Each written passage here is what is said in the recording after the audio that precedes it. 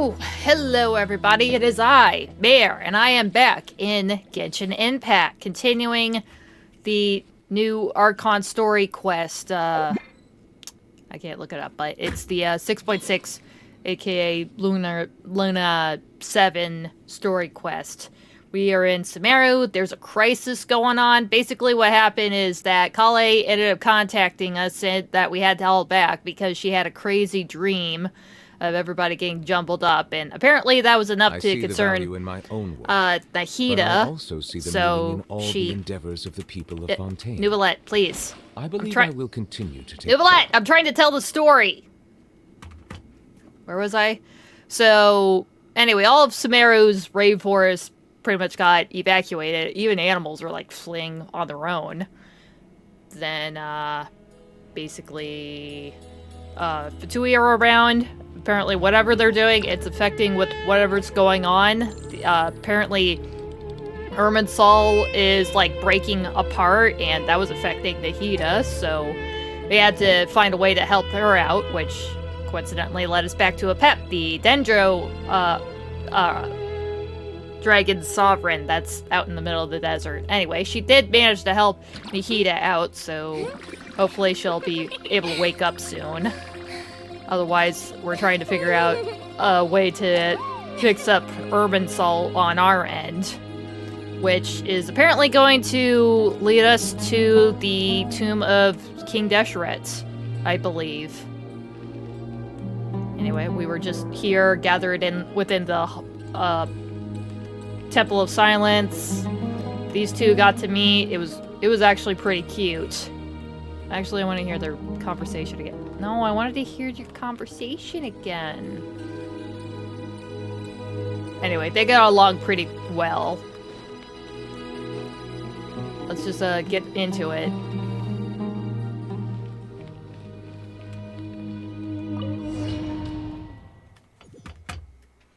Because, oh my god, this is probably going to take 4 freaking hours to do. I'm pretty sure I'm at the actual midpoint of this, so at least 3 or 4 I hope hours. everyone's ready. We'll be arriving at our destination very shortly. Yeah, I think we're pretty much here, Nephis. God, that scared me. Oh, those books. You see that book there by that pillar? I remember those.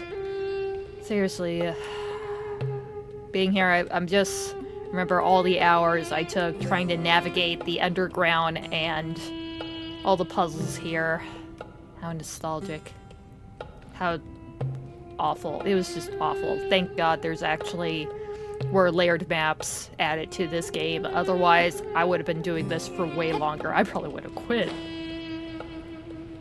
Nah, I wouldn't have. Because I'm still here.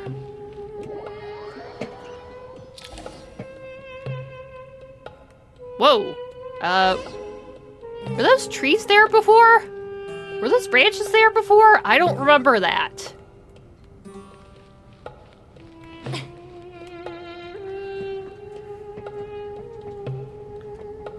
Why, we've not seen so many visitors ever, really.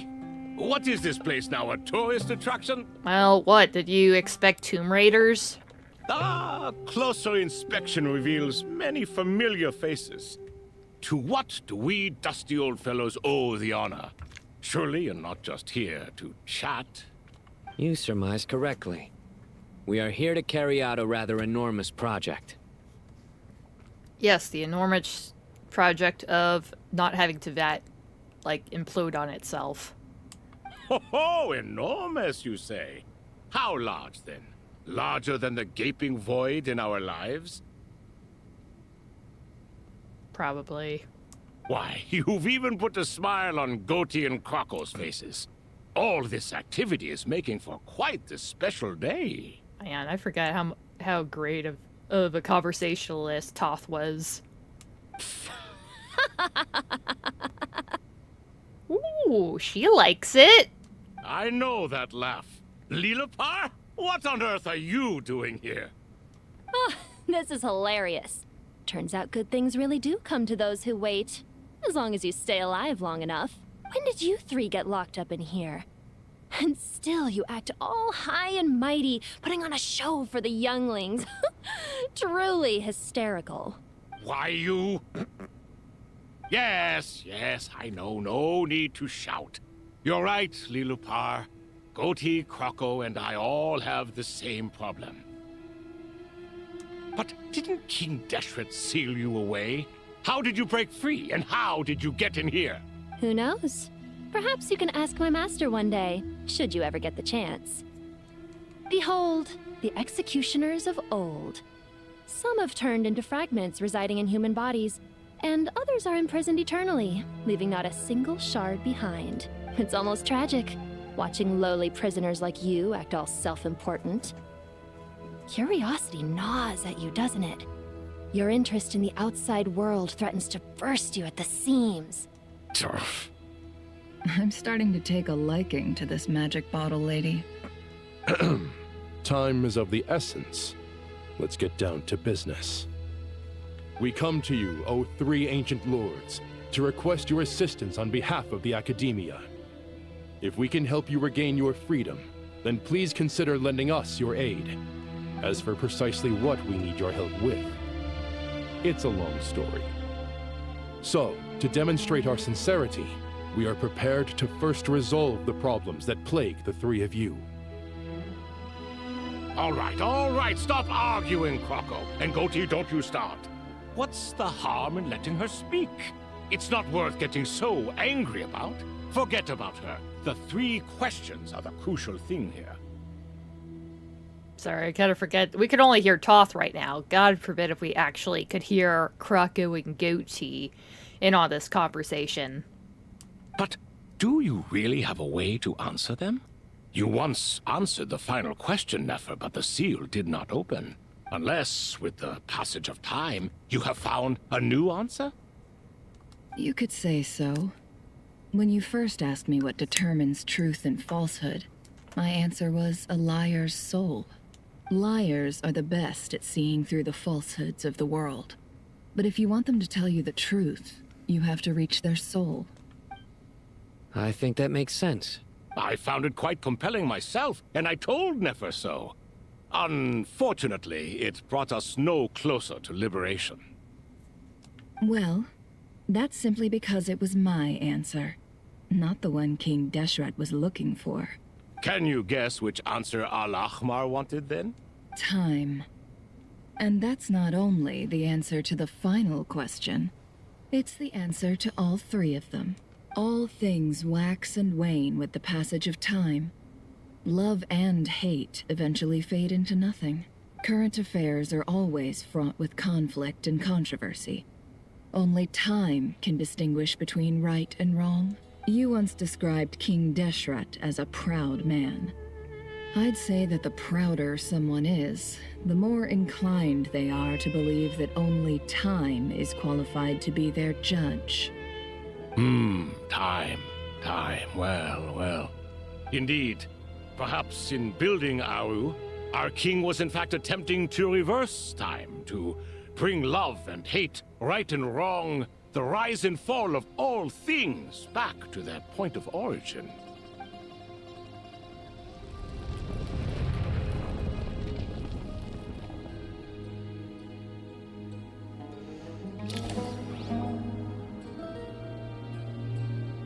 Whoa! Holy crap, they got unlocked! Whoa. Wow, I haven't seen this since we were at the Sacred Volcano. The Sacred Mountain. The volcano in Natlan, where we got to see some of the dragonkin. This is the most eventful day I have experienced in a long time. You have my sincere gratitude. Are those 3 of the 7 pillars? Turns out the statues were quite faithful to the source. You three seem to be in good spirits. Prison can help a person grow and learn to cherish what they have. Nevertheless, after everything you've done for me, I sincerely hope you never have to experience it for yourself. Hello, Nefer. It's good to see you, Thoth, the Ibis King. Nice. Definitely puts my mind at ease, seeing you two getting along so well. Should we maybe introduce ourselves, or... Sure. I'm Sethos, the current leader of the Temple of Silence. This is General Mahamatra Cyno. And this is the former Spantamad sage, Cyrus. But I'm guessing none of that means a whole lot to you. Eh. Everything is equally new to us, in truth. We've been gone from this mortal world for longer than you can imagine. Let's hold off on the introductions for now. We can always ask Nefer about you later. It'll give me something to talk about with my chosen disciple. Does he mean Nefer? Nefer's the disciple? Yeah, that has to be it. Also, I think there's more pressing matters than saying our hellos and how do you do's.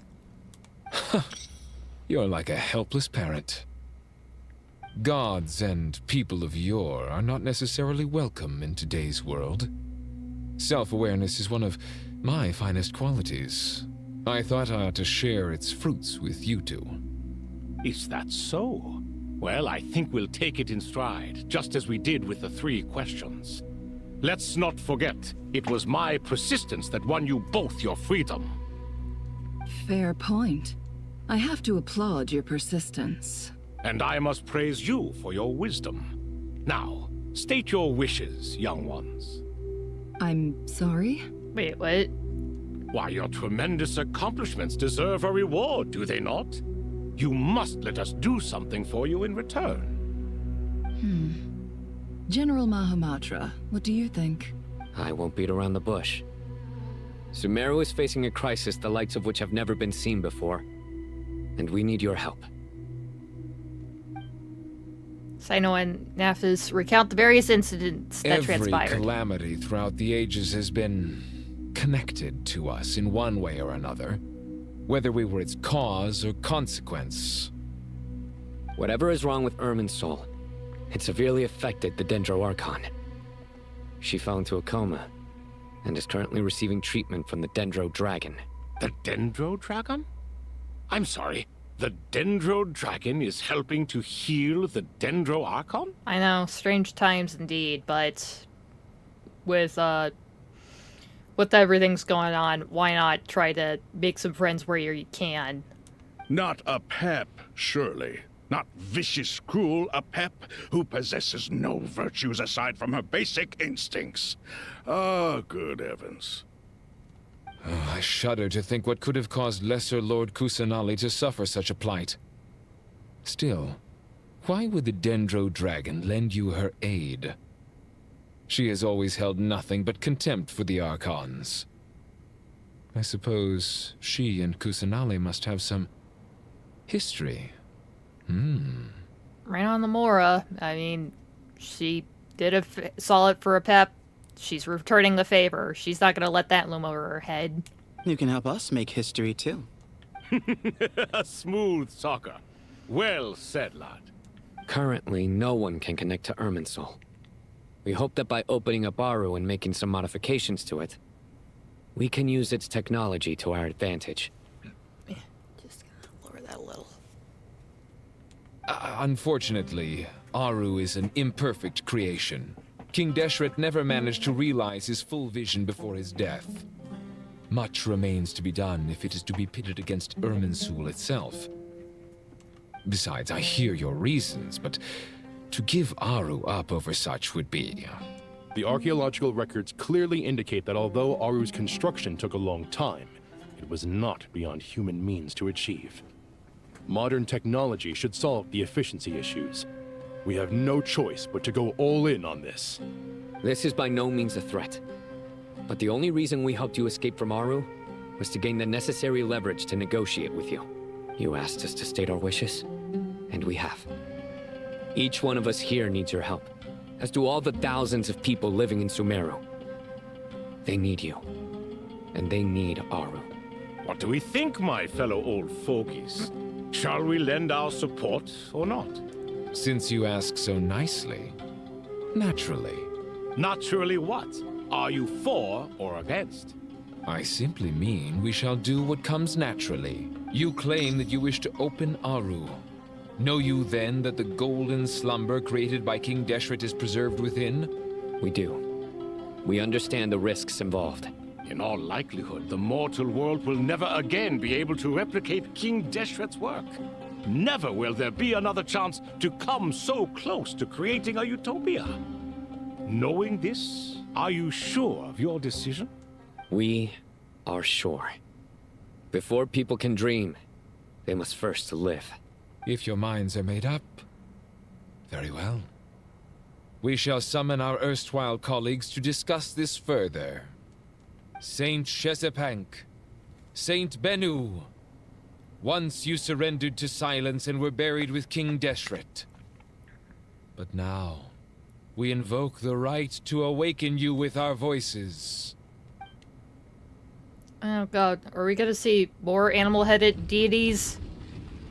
I can feel this strange sensation. The ground is trembling, as if answering the call of the Goat King. Ooh. Aw.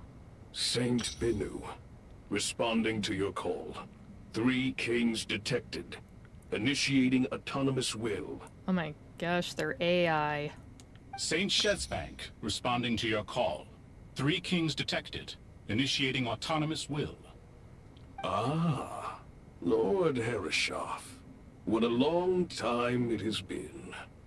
I trust you are keeping well. Then your trust in my well-being has long outlived your physical body. You have always opened with that same phrase, in life, death, and now even beyond. Al-Akmar is long gone. What is the reason for this meeting? You're awake? Good. We are voting on whether to give the people of present-day Sumeru access to Aaru and permit them to perform technological renovations. You have the right to support or oppose the motion. Aaru is the pride of Al-Ahmar. Opening Aaru requires the unanimous consent of the 7 pillars. I hope you have a convincing reason to present to us. Sumeru is currently in the midst of a major calamity. Let us not forget that while Al-Ahmar was a stern ruler, he was also a teacher of wisdom. A god without his people shall cease to exist, and King Deshret's greatest wish was to provide protection for his people. Let us then honor our God King's wishes as we consider our decision. I do not mean to mock these proceedings, but what is the point of a unanimous vote when we know that the last of the 7 pillars, the Dendro Dragon Apep, will never communicate with us? Wait, she was one of the pillars? I kind of missed that. Again, it's been a while since I did any of these quests that they're referring to. Did I actually say any of that? Holy crap. I'm gonna skip all that. This will no doubt surprise your mechanical mind, and I have no intention of trying to persuade you it is true. But Apep is, in fact, healing the Dendro Archon as we speak. See, she's at least willing to talk to them. Well, I don't know. We may have opened the floodgates for her. She let the Dendro Archon in, of all people. So why not talk to her former colleagues? Huh? Can someone attest to this? Do we have any proof? I ask the 3 kings. Can any of you vouch for the truth of this claim? Naturally, the Ibis King, Thoth. What? What? Why are you putting this on... These guys. It was Thoth's disciples who revealed the truth to us. We need not debate its veracity. Simply let Thoth bear accountability. That way the rest of us may have a clear conscience. Oh yeah, if anything goes tits up, you're just gonna blame it on Mr. Birdman here. Herreshoff, you diabolical fiend. I awakened our former colleagues for you, supported your opinion, and backed your decision. What sort of fiend would do that? I miss the days when Hermanubis was still around. At times like this, he would offer to take accountability. Well, funny you should say that. What are you trying to say? Is my word worth less to you than Hermanubis's? Hypocrite though you are, Lord Thoth, you are humorous in equal measure. How could we bear not to associate with a character such as you? I, Saint Shezpank, approve the Goat King's proposal. Since King Deshret is no more, we shall receive no reprimand for acting beyond our remit. Nevertheless, I sincerely hope that those before us understand the significance of what they intend to do. Remember, the moment that Aaru is liberated, the myriad souls residing within the Golden Slumber will return to the ley lines. And once the ley lines flow again, these souls shall in turn be received by Irminsul. To take this step is to bring the perfect afterlife created by our king to a permanent end. We understand that well, and we have decided to proceed regardless. Furthermore, the contemporary human perspective would contend that confining souls in this way is no act of benevolence. The deceased have a right to rest in peace. King Deshret's creation is clearly a place of rest and peace. It is just that many do not see it this way. But no matter. Saint Binu approves. Hermanubis' representative and the Dendro Dragon Apep made their choice ahead of time, while the Goat King, Ibis King, and Crocodile King have also granted permission to liberate Aaru. By the grace of His Majesty, guided by his wisdom and will, let the gates of Aaru be reopened.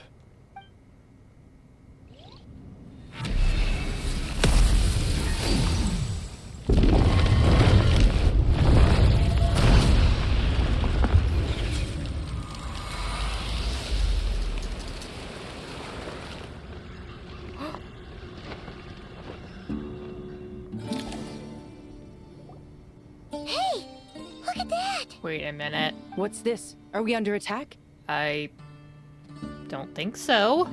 No. Wait, Wait a minute.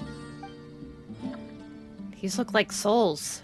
Silhouettes approach us from within the light, then pass through our bodies like wind through a veil. Here you are. Through the sands of time. I see you. Oh my god, Pops? Father. Father, is it really you? Oh goodness, she gets to see her daddy one more time. It's Jet's father, Jibril! That's right! He entered the Golden Slumber, didn't he? Well, he definitely died, so I can't imagine where else he could be. I smell blood and sand on you. You've grown. Strong as a wild beast, and without shedding a tear. Aww. You have to leave, don't you? Please, just answer me this. What should I do for you? This meeting is a blessing from the gods. My soul, once imprisoned along with that of Semail, is finally free. I am truly grateful for the chance to see you again. That the dead should meet the living is itself a miracle. One brief, precious moment is enough. Enough to set my heart at ease. Do not weep for me, Jet. I know you will accomplish many great things in your life. You will go further and climb higher than I ever did. All I ask is that you take good care of yourself. There he goes, once again.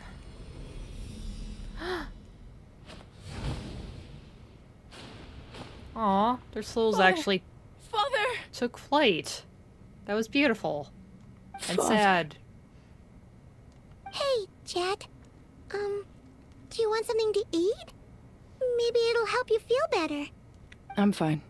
Thanks, Paimon. Yeah, never mind that you just saw the spirit of your dead dad just say, well, you definitely seem to be doing good for yourself, but also make sure you take care of yourself, Queen.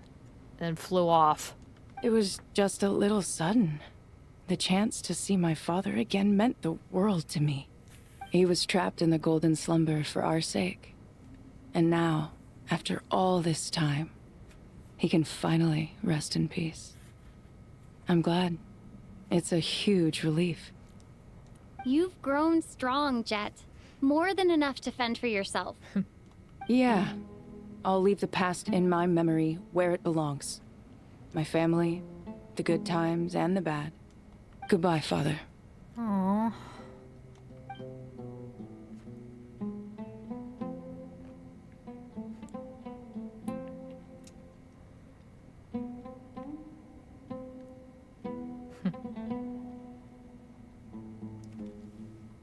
Ah, me, what a touching reunion that was. It seems we did a good deed today. We three retainers, once imprisoned for our iniquity, are surely the least qualified to judge whether this deed is good or bad. Either way, Aaru is open. Now you have your opportunity, and with it, whatever trouble may ensue. Although Aaru was created by a god, human craftsmanship was nevertheless required to build the gate that connects it to this world. Perhaps the relationship between gods and humanity follows a similar principle. As for your proposed renovations, we cannot determine which functions to keep or discard. Proceed as you see fit, but please entrust the task to your most accomplished scholars, or Bennu will be most displeased. It matters not. The Ibis King shall be accountable if any problems arise. Ibis, you chose to take on disciples, and so it follows that you must accept the risks of associating with humans. If I'd known you'd be like this, I would have locked all of you away in Aaru, never to leave again for all eternity. Well, you would still be stuck in there too, King, so... yeah, think about that. Also kind of funny that the goat man is making the bird man the scapegoat. All of us? What does this have to do with me? Yeah, he's just dragged in between your two's bullshit. Poor Croco. Vilify me no further. Scholars, since you have liberated Aaru, allow me to present you with a gift. Using Aaru's power, we shall install a defense mechanism at our king's mausoleum. You must be guarded even against Irminsul itself. This shall afford you some convenience, unseen and unheard. From this moment forth, none may by sight or hearing perceive anything said or done within the mausoleum. Whoa. We literally got like a track blocker. Irminsul can't even see us right now. Amazing. And all this is achieved just with the power of Aaru? Whoa. With technology from the heavens, the possibilities are endless. Just because King Deshret did not use it for this purpose does not mean that it cannot be done. So, marvel away. This is the reward you have earned. All right. Well, that resolves the issue of confidentiality. What about the technical side? Do we have the manpower? Why, yes. I've already contacted them. They'll be here soon.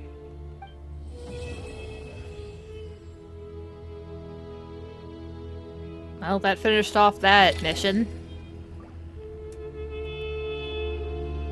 Wait, is there actual oh my god, we're actually in water! Look, I have the wet status on me. I'm not gonna go up there quite yet. What is going on over here? You must be Sethos, the successor to the Temple of Silence. Hello. Yep, that's me. Nefer, right? That's what I heard the others calling you. Judging by your outfit, I'm guessing you come from the desert too? That's right. Started off in the desert, went to the rainforest, then went from there to Nodcry, where I work as an intel broker. Huh. Well, this is interesting. You don't seem to talk about yourself all that much. Yet here you are, volunteering your life story to me. However abridged. Maybe I'm looking to make some new friends. I like making friends too. I'm easier to talk to than Cyno and a little more streetwise than Tighnari. Which is why you came over this way, giving me the chance to strike up a conversation with you. Was I that obvious? I think you did fine. You were mindful of my attitude and hoped to lure me in through sentiment. Lure you in isn't exactly how I'd put it. I see it more as an invitation. An invitation to what? To put down your luggage. Lay down your burdens. To return to your homeland. And be truly welcome in the place you once felt so estranged from. Whoa. You're a more interesting heir to Bamun than I was expecting. Since you're familiar with my grandfather, I'll assume you're aware of our situation. I'd like to make friends with you. And I think you'd be a great asset to us. Not to mention the power you and I both hold. Originally belonged to the same organization. Aha. There we go. Now we're getting somewhere. So wait, they have a connection? What the hell? Weird. How about you old fogies? What's our prize student doing? What else would he be doing? Whatever yours is, eh? And Collei's with them, I suppose. These kids are rarely apart, are they? Our elders always said that your school days stay with you forever. This goes doubly so for Sumeru, where school days can be long indeed, wouldn't you say? Well, does it look like I'm immune? Saddled as I am with you and Zaha Adid. Oh, what's that? Tired of us already? And speaking of Zaha Adid, she mentioned out of the blue how you doodle on your books while studying. That's hardly all I used to do while hitting the books. She said that you once circled the name of the murderer in a detective novel, and that, just in case someone missed it, you even wrote the murderer was so-and-so as a hint. On the title page, no less. Did I know? I suppose I always was the creative type. Oh, laugh it up, would you? Young Cyrus really was a budding genius, wasn't he? Full of wild ideas, more like. And you're still very much that kid, you know. A living example of how your school days stick with you. As they have with you, you straight-laced prig. You know what? Let's just leave it at that. May as well bear with one another rather than expect us to turn our lives around or something. Truth be told, you should probably keep an eye on Cyno and his friends. We'll all need to tread more carefully than we used to. I will. Morning. Oh, Wambuga! Hi! I didn't see you there! Nice to see ya! Wait, it's morning time for you? Where are you even coming from? Let's see. I will. Take care of yourself as well. Alright? Don't let the pressure get to you. That kind of reminded me with Cyrus saying that, oh, he ended up circling the name of the murderer of some book and he even wrote its name on the tile. I think they did something similar for that Sub-Zero Festival event that we did like a year or so ago for Nahida's birthday. That was funny. It was dear Kaveh that probably started it in his drunken stupor. Looks like people are gonna do stupid stuff like that no matter what era that you're in. I mean, look at all the birdmen, the birdmen, the animal men over there. Squabbling with each other like old couples. Do you hear that? Sounds like your teacher is scolding mine. Huh. Classic. Did you see her? She's a former Vahumana student who dropped out of the Akademiya and went to Nodcry to work as an intel broker. There's more to her than meets the eye. How can you tell? Do the Matra have information on her? Some, but nothing telling. I'm basing it on the fact that she seems to be an expert liar. She can fool many with her words. Yep, we have a different time zone. Yeah, I kind of figured, because, again, it's, like, pretty much late in the evening here in the States, and, yeah, I guess that makes more sense that... that you'd probably be a couple hours ahead of me. Wait, what were they talking about? Oh, right, that they should probably look after Nefer, because she can be a little sketch sometimes. A sixth sense for liars after investigating so many of them, I take it? Yep. What about you? What do you make of her? A little earlier, in the corner. I noticed she gave some supplies to Jet and had her deliver them to the main group. She's meticulous and highly observant. Besides, what was it you said? Making it to the top is no easy feat in any profession. Anyone who's at the top of their game has to have some sort of edge over others. It's true. But she's not the only one at the top of her game. I also am. And so are you. Sure, but what's to guarantee she won't overhear us talking about her? Don't worry. I have my methods. Sethos is distracting her. So that's why he's chatting it up with her?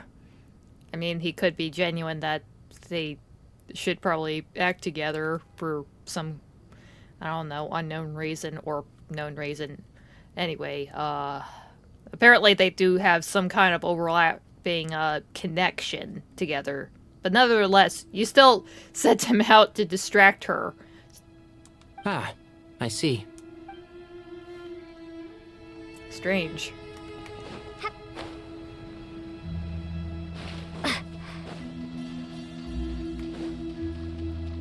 Man, this place looks really neat right now. It was kind of like all drab and stuff, like the firelight and the sandy brick stones. But yeah, this little pool of water and the trees definitely makes it a little bit brighter. Makes it a lot more homey. Speaking about homey, are these guys gonna be living here? Where the hell are they gonna go now that they're free? Fresh air. A wondrous feeling. Naturally. I have a sudden urge to stretch my legs. Can anyone recommend a suitable leisure activity? I might have had some recommendations for you were this the past, but here and now, for someone who has just left prison, there could be no greater joy than simply being outside of it at last. Yeah, just go outside. Go feel the sand between your toes. Probably not. You're wearing boots. Just go for a walk. Skip around. Run around. You can move about. I don't know what it was like in that prison, but I doubt you have very much leg room. Just seriously, do cartwheels or something. I could not agree more. Oh, good. You actually want to agree to somebody wholeheartedly. What's going on with Jet? As I thought. The so-called 7 pillars of King Deshret are as underwhelming as ever. What do you mean? Not a fan of the boys' club? As men, as individuals, and even as gods, they are entirely undeserving of my attention. Al-Ahmar once commanded me to select a king from among the people. So naturally my eyes will open only for one who is worthy. Ugh. Can we talk about something else? It all sounds pretty complicated, and I haven't read that many storybooks. You think this is a mere story? Well, many would also say that the journey you shared with your father is not but a tale. My life, your life, they are nothing but stories. Little girl, it appears that you really have grown. In the past, you would have flown into a blind rage at my words, but now you are unperturbed. Oh, it's nothing. I just feel like you're right. Getting all pissed at someone for telling the truth is pointless. It only makes me look petty. She said pissed. Ooh. Yeah, usually we don't get much more graphic than saying maybe damn or hell. But hell, that's not much of a swear word. But pissed, that's definitely a little of a spicier word than just saying mad. This alone is proof enough of your growth. You're doing well, my dear girl. You're becoming ever stronger. Strong enough to defend the people and things you hold dear. Sorry. You think so? I hope you're right.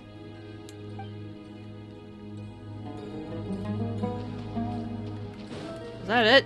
I think that's all who are in the temple right now.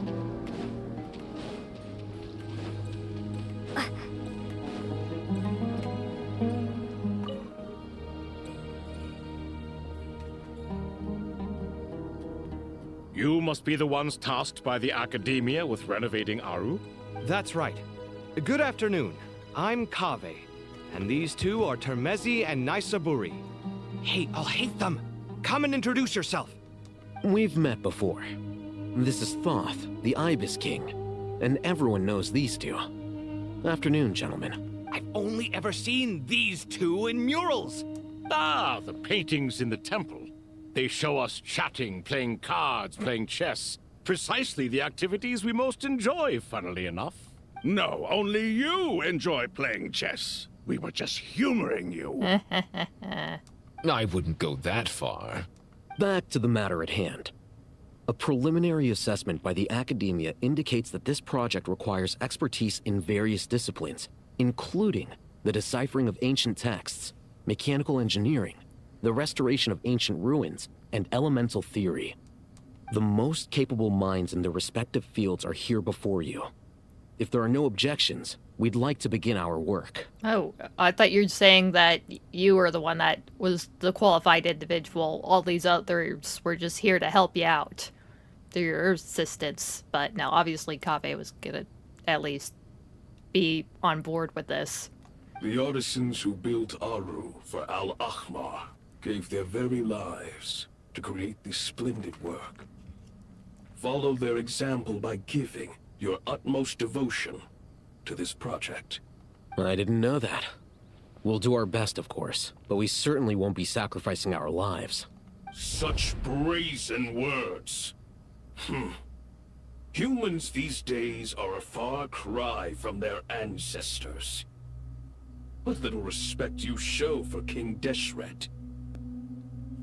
No, that's not what he meant. Please, don't mind him. He shares your sentiments, just not your, penchant for hyperbole. Assuming that's what you were going for? I just think it's important to manage expectations. Forgive my lack of courtesy, but we simply can't sacrifice our lives to the gods on completion of the project like people in the legends of old. Here's a first draft of the project proposal for your perusal. Please let us know if you have any requests. Yeah, please. Be just light on him. He's already had to deal with so many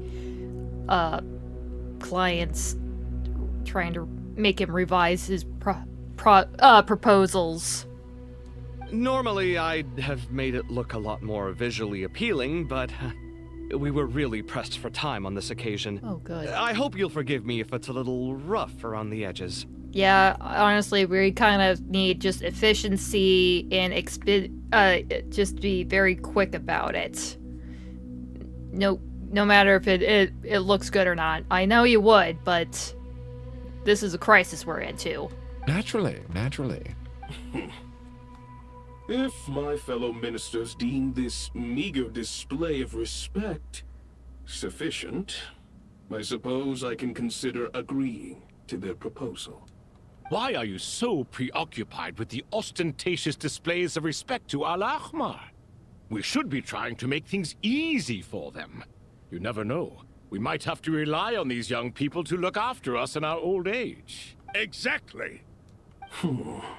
What does he give a shit about old age? He's already dead. This is Aaru's mainframe. Be reminded to use it with great caution. We certainly will. Thank you for your assistance. You may attempt to lay out punishments should you so desire, though I'm afraid it would be futile. You and I both know that certain components of Aaru can only be operated by humans. King Deshret always believed in humanity. Still, the reason that Aaru's modules are designed that way is not so much because he trusted them, but more because he was wary of you. Is that true? No wonder human artisans helped to build Aaru then. He actually required human assistance to create his greatest work. Naturally. Have you noticed that the Goat King keeps giving superficial responses? It's like he's just going through the motions and leaving the real debate to his colleagues. Don't you dare say this, Alhaitham. He understands the art of perfunctory speech. That's what earned him his position as the Minister of Ministers. It seems the rumors about King Deshret being a poor judge of character are baseless after all. Excuse me for being blunt, but it sounds suspiciously like you're putting yourself on a pedestal and mocking me. You're mistaken. And while there's nothing strictly wrong with making every conversation about yourself, it's not exactly a positive tendency either. You? Whatever. I knew it'd be like this working with you. All right, let me past. I need to look at this console. It's your job to activate it after all. Let's begin. Everyone, please proceed with the external checks and preparations as per the procedures outlined in the engineering plan.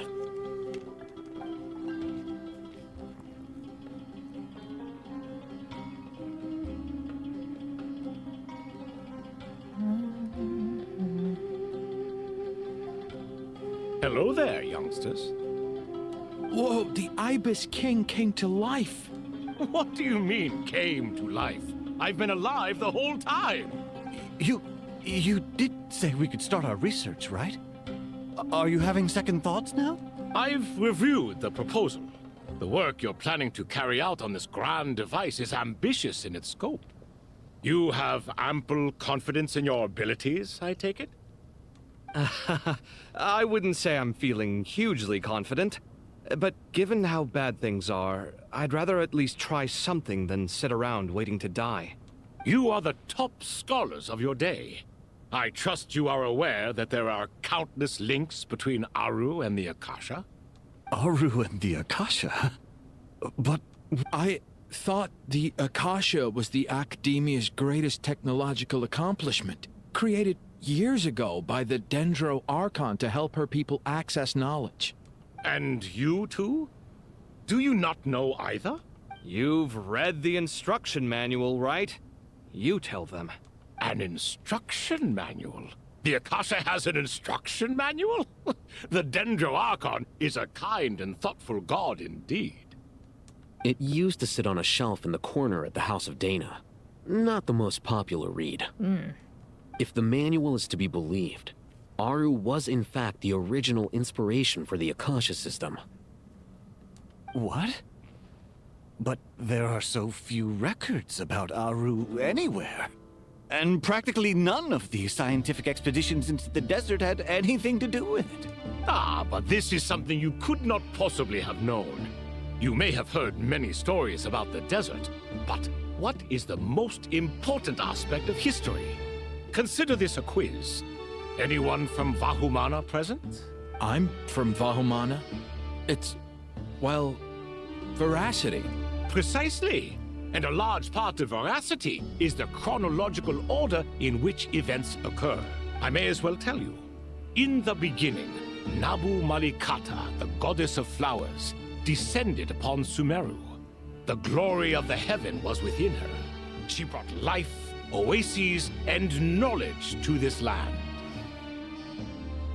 Then she created the Jinn, enlightened them, and ordered them to serve her. Two other gods also walked upon this land, where wisdom flowed in abundance, and the three met beneath the great green trees. It was the first and greatest alliance. We should speak with reverence of this covenant between the three, which transcended both time and life. For they promised that in Sumeru, wisdom would be shared with all. Yeah, you're right, Wambuja. Sumeru becomes first internet country coming onto that. Yeah, they already made the internet. Well, I think the Dragons kind of had some high-level crap like that, but pretty impressive work, considering. But yeah, that was kind of a wild concept. They're, like, living among, like, the trees and the wilderness. Their entire city capital is built around a giant tree. Not Ermital, just a big fucking tree. And, yeah, everybody has, like, a Bluetooth earpiece on them. That just be like, hey, tell me about such and such. And they get it. It's just they literally had everybody had the internet right at their fingertips. Pretty huge. Definitely makes sense that it would be, of course, in the Nation of Wisdom. All the great changes in Sumeru's history began with the goddess of flowers. For King Deshret's sake, she pried into the secrets of Celestia, and for this was burned to ashes by the flames of wrath. So grieved was King Deshret by her passing, that he lost all interest in state affairs, and devoted himself instead to the knowledge that she had brought back. It was after learning of the technology from that floating island in the sky that he first conceived of Aaru. And so, the Akasha was inspired by Aaru, while the basis for Aaru itself came from Celestia's technology. So, technically, they didn't really invent it. They basically based it off of some stolen technology and knowledge from Celestia. Damn. That's still kind of a baller move, and, well, one of your goddesses ended up dying because of it, but boy, from that sacrifice brought such a wonderful, thing for all the people of the nation.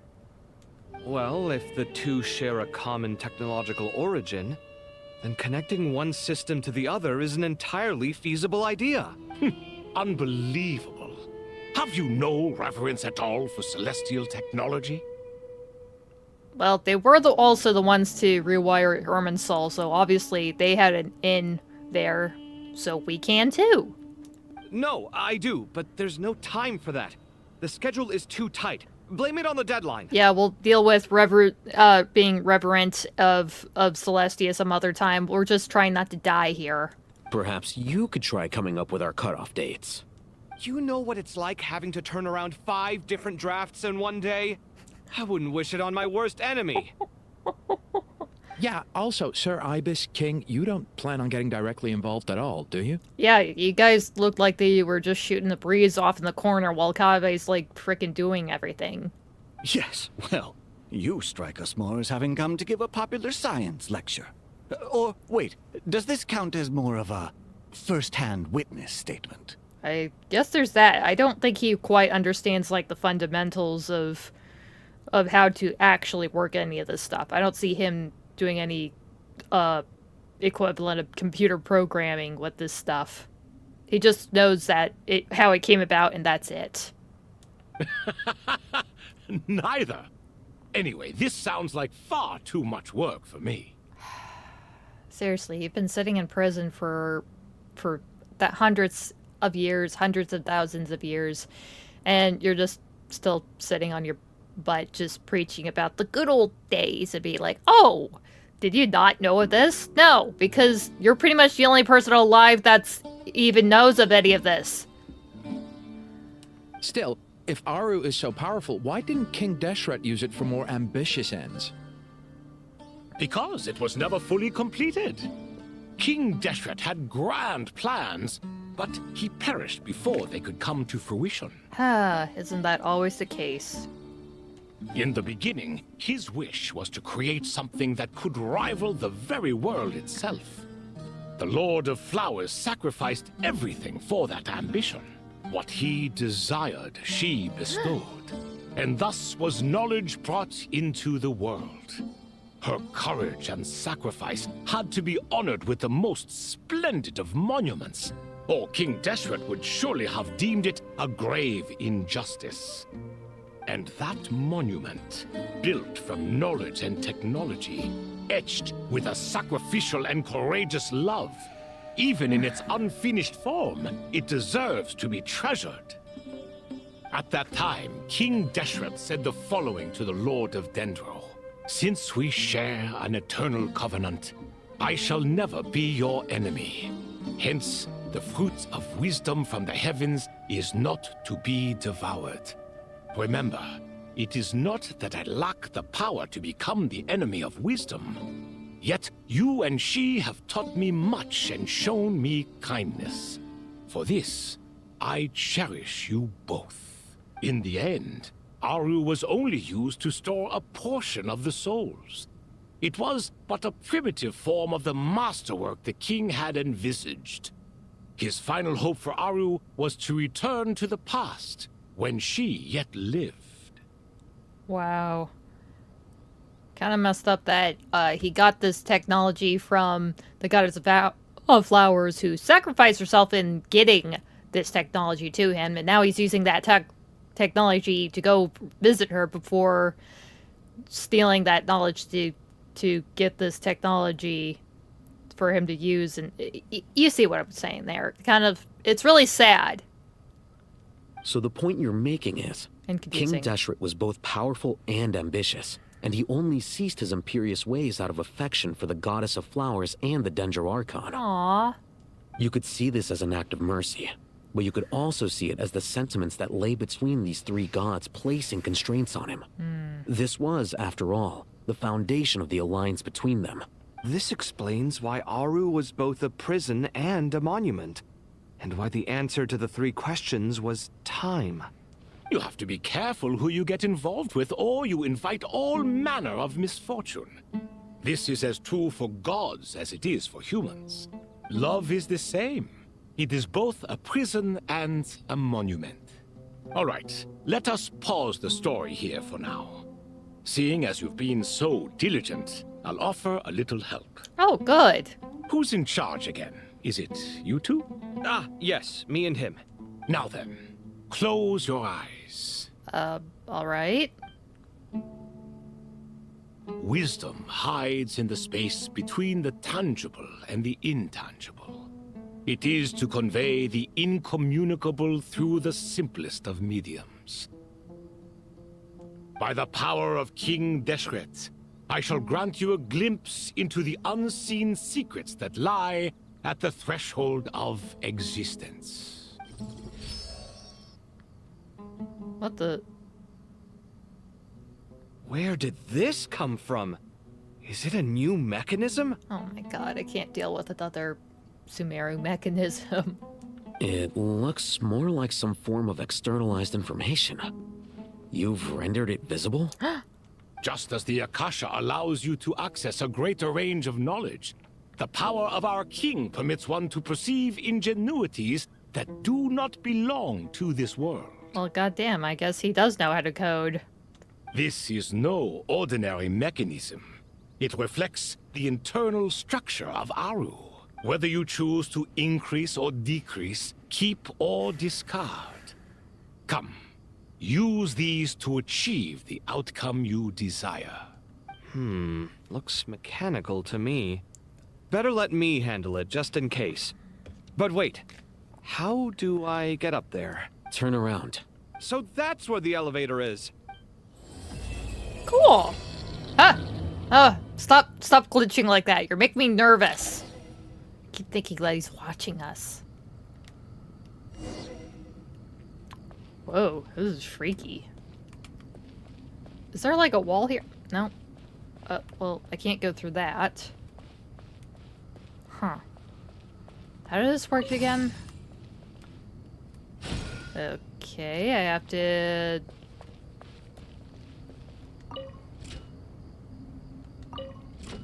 This is probably gonna take a while. Oh, never mind.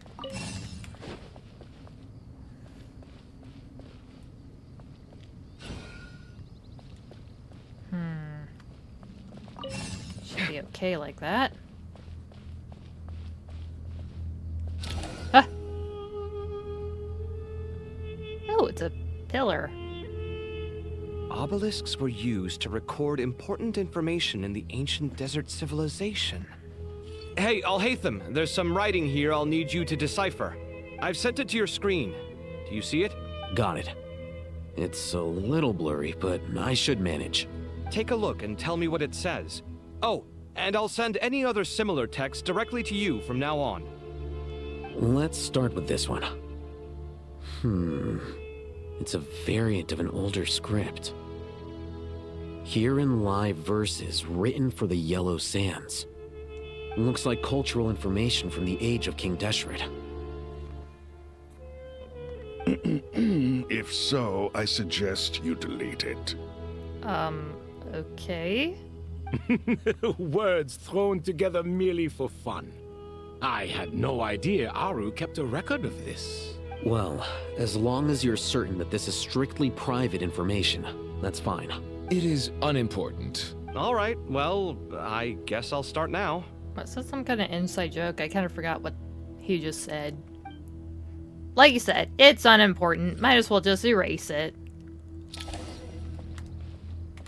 think this will be fine. Oh, it went sideways. Because I'll have to move this. Opens that up.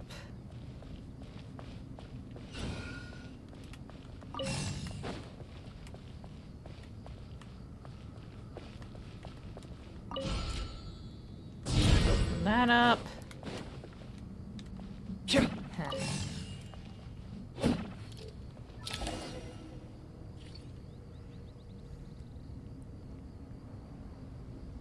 Found some more. Sending them over to you now. These are all reports about the Gurabad conflict. Can we delete them? I'd say so. Most of this information has already been archived anyway. What if there are details in there that Vahumana missed? What are we supposed to do if they come after us in the future? Uh-oh. They'll just have to live with it.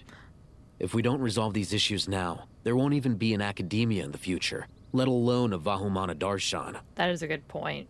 I mean, if you don't need it, we'll have to erase it for now. Yeah, you're right. Permanently. Okay, done. There's some other similar monuments nearby. I'll check them out.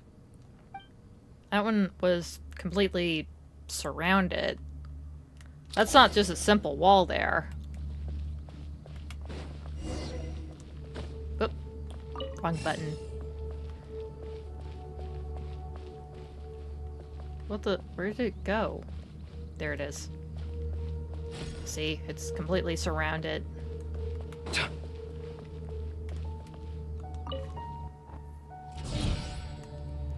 Alright, that's one.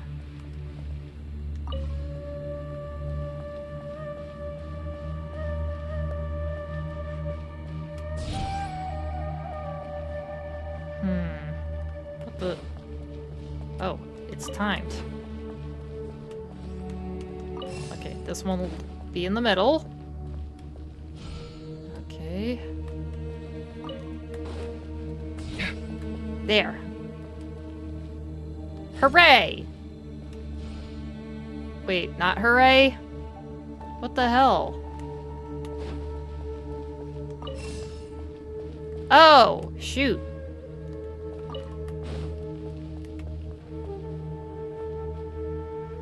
And go. There we go. Oh, thank God that wasn't too difficult. Another monument. Hold on.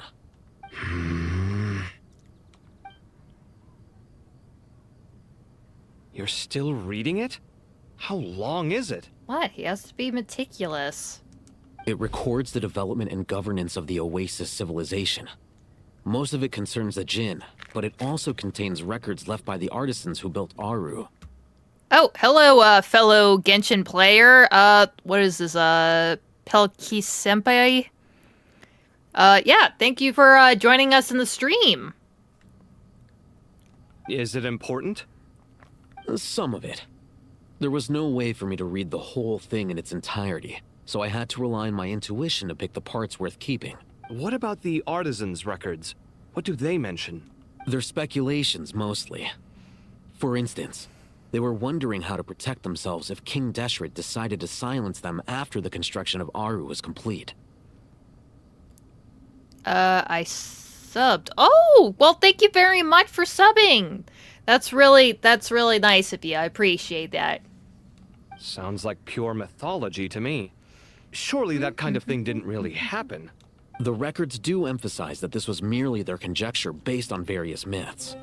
Still, the artisans did leave details of their plans to survive, including blueprints for their escape route. Even that got recorded? Okay, well, I'll make a copy of this first before I delete it. So wait, what? The artisans actually made secret plans of what to do if they were gonna be, after they completed their work? Fair enough. Yeah, that is what happened, right? And records... Yeah. Is that truly necessary? You won't be needing those. But, yeah, thank you, Palkia, for, subscribing and, being in the stream. And, yeah, I hope you're enjoying this. Sorry, it's a little bit boring now, but it is a big Archon quest. And, oh my god, there has been so much information. They actually added this guiding notes feature. It's amazing. I love it. I have not utilized it too much, but whatever. I'm getting through this. Thankfully, there was just, all that stuff with Nefer and kind of covering about Toth and the other guys' situations being locked in a prison for all these years. So some of that's a little fresh in my mind, but some of the other stuff, like with Jet, pretty much anything that happened back in Sumeru, that was a while ago, but I kind of have at least some vague idea of what was going on. I am playing Genshin with my pregnant girlfriend as well. Oh, that's nice! I assume she also is playing Genshin with you. Just not like watching Genshin with you. I mean, some people kind of do that, but that's pretty cool. Just to have something like that to enjoy with your significant other or a girlfriend, boyfriend, whatever person you're dating. Also, congrats on oh yeah, she loves it? Yeah, I would hope that she loves it. I mean, obviously some people hate it, but whoever loves it still loves it. I still do after 3 years. And oh my gosh, I really wish I could find somebody that could actually enjoy this with me. But I have you here, along with anybody else that's viewing along here, like Wambuja. Ooh, she has Boivika. Not a bad poll to have. Not a bad thing to have. I mean, I'm not gonna get Boivika. I'm gonna get all the men. I'm gonna collect all the boys. Not Lowen though. That guy's crazy. But Moivika, yeah, definitely top DPS to have. Or sub DPS. She's a good character to have, regardless. So good on her for having her. No, the blueprints are important. I want to keep them as a memento. Aww. Again, they kind of have to go through this quick, but you might as well snap up any tidbits of ancient text that you can grab. I think that should just about do it. It meets the requirements of the contingency plans, so we should be good. I gotta say, it's the strangest feeling. This cross between reality and the intangible. It's like drifting between life and death. Or in and out of a dream. Using my own hands to manipulate illusions that are forever out of reach. Chasing dreams in the most literal sense. Definitely a novel experience. Wait, Kaveh, don't you have 3D rendering with Merak? I'm pretty sure you've had some experience like this. Okay, she was freaking out if month 9, which is next month, she will not be able to play, and I told her, babe, you need breaks here and there, just breathe. Yeah, I think you can manage probably being away for a couple of days, but, well, I thought about it myself. I would probably, if I was going to be away from Genshin for a week, I would probably have to have somebody babysit my account. I mean, obviously I would probably have other things to be watched over while I'm away, like my pets, but I would probably have to ask my friend or somebody to mind my account just so I can get my Primogems, because oh my god, I need the Primogems. But then again, you guys are expecting, so I think you could probably miss out on getting any rewards. So. What happens if my spirit just floats away? That won't happen. Anyway, I wouldn't celebrate just yet if I were you. There's likely to be a phase 2 of this project. All right. I'd better keep my wits about me then.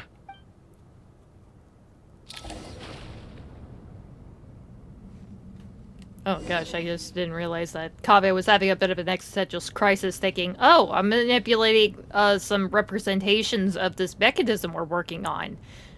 What if my soul just floats away out of my body? I mean, it was cool. Did you not see like all the souls returning back to Irminsul? It was beautiful. They turned into ibises. It was cool.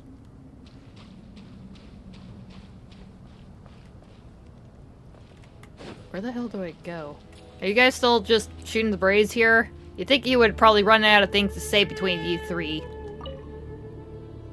I expected that the outside world no longer respected the ancient gods, but even so, I do find the tone of these youngsters to be dreadfully impolite. It should hardly come as a surprise to you. I remember you saying the same thing last time. Let's see. Paimon is a silly goblin. Yes, she is a silly goblin. And then Wambuja says, probably I can ask Akasha or Aaru how to get someone to love me. Yeah, that'd be nice to know.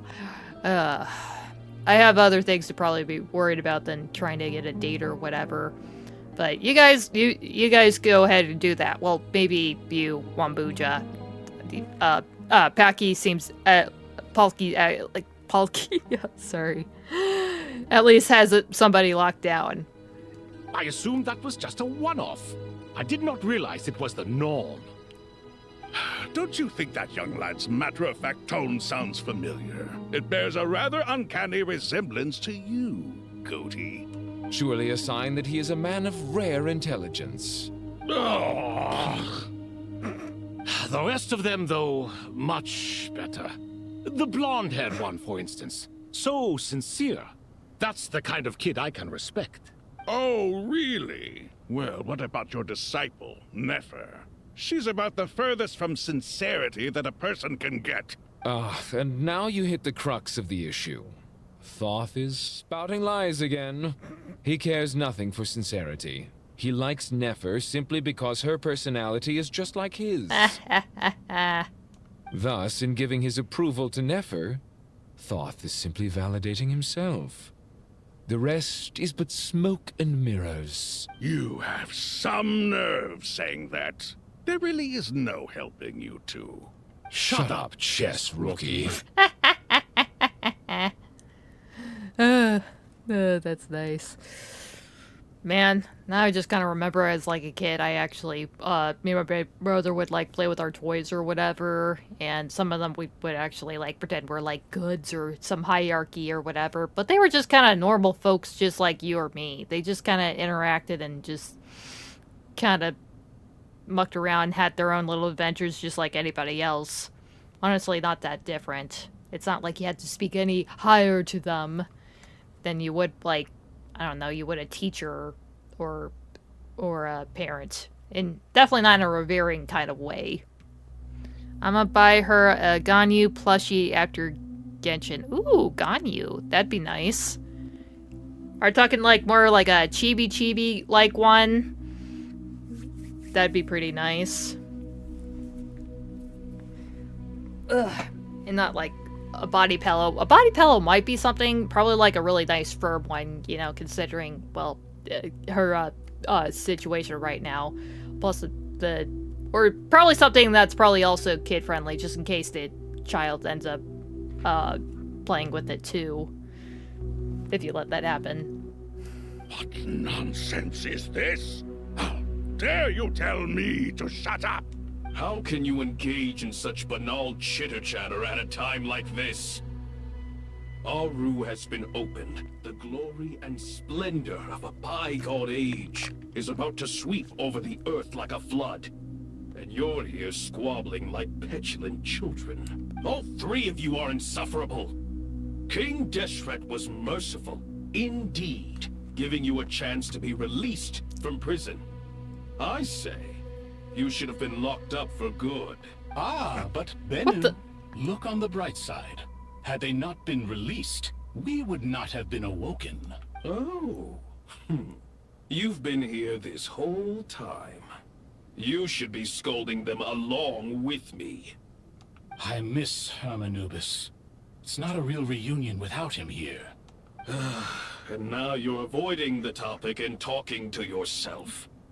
Why King Deshret designed your personality like this, I will never understand. Isn't this simply proof that our king supports my free will?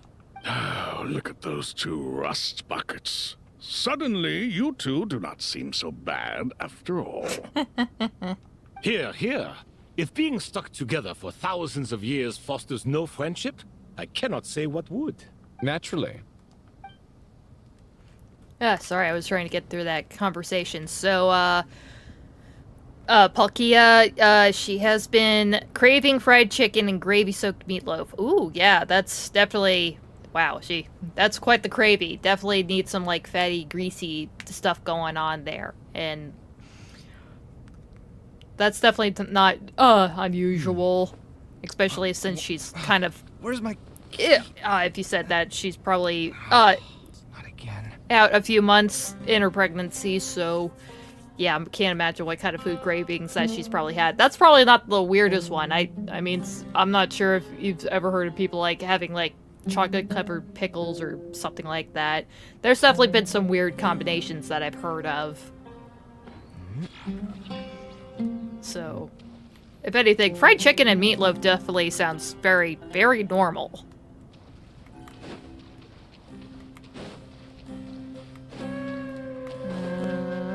Try to get away from that.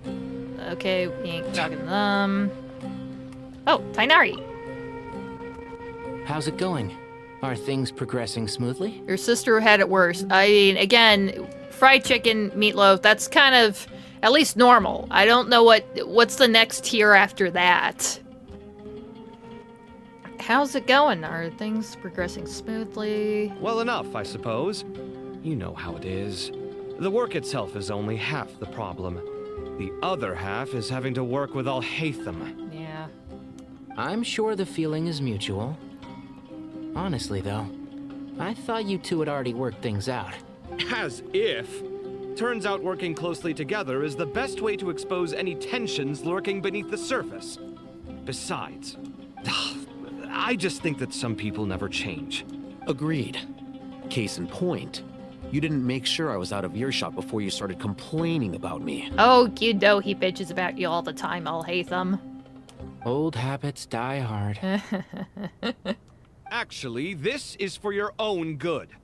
Maybe if you spend a little more time listening to what other people have to say, you might actually realize that you're the problem. Oh, gosh. They're starting to bicker like an old couple. Chip dipped in frosting is worst. I've heard of chips and... Well, no, chips and salsa is not... There was definitely something that was weird that involved salsa. I think it was pickles and salsa. That one was kind of weird. Or was it like a cookie, like chocolate chip cookies and salsa? But yeah, chips dipped in frosting. At least they're kind of, I mean, depending on what flavor they are, at least they're kind of neutral thing. I mean, you get the sweet and the salty. Honestly, whatever, I kind of believe that pretty much whatever a person's like eating like weird things or whatever, somehow their body's like trying to figure out like, oh, there's certain like nutrients that I need, and that thing has the stuff that I need in it. So I kind of think that's why sometimes people would eat glass or sand for real. Pickles and salsas, so much acid. Oh, I can't imagine. Their teeth would have to be royally screwed after that, so I hope for anybody that does that on the regular, they also see the dentist or brush rather thoroughly afterwards. Go a little light on the vinegar, please. Me, I don't really care for either, so at least I'm safe there. Then again, I do drink a lot of coffee. Naivete is another old habit of yours. I had assumed that you both volunteered for this project, like us forest rangers. But now I'm getting the sense that wasn't the case. Definitely not. We were assigned to it by Lesser Lord Kusanali and Nephis. As much as I'd love to be doing normal work for normal clients, these Titan projects are all that's on offer right now. Though I'm sure they wouldn't be roping us in if they had any better options. Just goes to show how short-staffed the Akademiya really is. I mean, honestly, if you're at the top of the pick, then, I mean, kudos for you. Couldn't think of it that way. Honestly, this is probably like one of the easiest tasks you have to do. It's not just like people him-hawing about the budget, or oh, that should look like this, or blah-dee-da-dee-da. No, this is a matter of life and death for a whole nation. The nation you live in. The nation everybody lives in. Although you do have to deal with these Titan gods, so definitely higher end client than what you're used to, but at least they could probably be like, yeah, this is kind of a dire situation. Just do whatever you like. I'm sure you've prepared yourself mentally, but I still feel the need to advise you to lower your expectations. It might make the process of working together a little less intolerable. Okay. Palkia said, my girlfriend usually craves egg salad and mango drinks. Yeah, that's still pretty simple. I like eggs. I mean, egg salad, not really a fan of it, but whatever. Some people like that, but I prefer, like, more scrambled or runny yolked eggs or whatever. But good nutrition, though. Not bad nutrition having that and mango drinks. I know! Same to you! But if you already understood that, you should also know not to say the quiet part out loud. Why don't you come help me with my forest patrols? Might help you avoid any further disagreements. Yeah. You definitely know if you're arguing too loud, if you're scaring anything within 100 meters of you. Good suggestion, but unfortunately, differences of opinion will always exist. Changing the nature of the work won't get rid of them. For once, I actually agree. There is zero chance of us ever resolving our differences. Zero! But even so, the work must be done. Care for some coffee? I'm glad to see you making progress. Don't act so smug! It'd be nice if you made some too! I feel like even I've made some progress today. In the past, I never would have dared to try and mediate a conflict between you two while you're both right there in front of me. Apologizing probably makes it sound like I'm in the wrong, but I'm sorry. I was just kidding. Truth be told, I don't have any work to do at the moment, so I'm just here to kill some time. Oh, come on, Tighnari. How's Collei? She's studying with Nicole. I'm not sure how she's getting along, but she seems to be in good spirits at least. Yeah, I mean, at the very least, she realized that the god remains within her are actually the gods of an angel, so that definitely probably comforts her a little bit. Also, she could do Sealy power stuff. It was cool. What she did earlier, calming down all the Jinn. That was really neat. God bless Collei.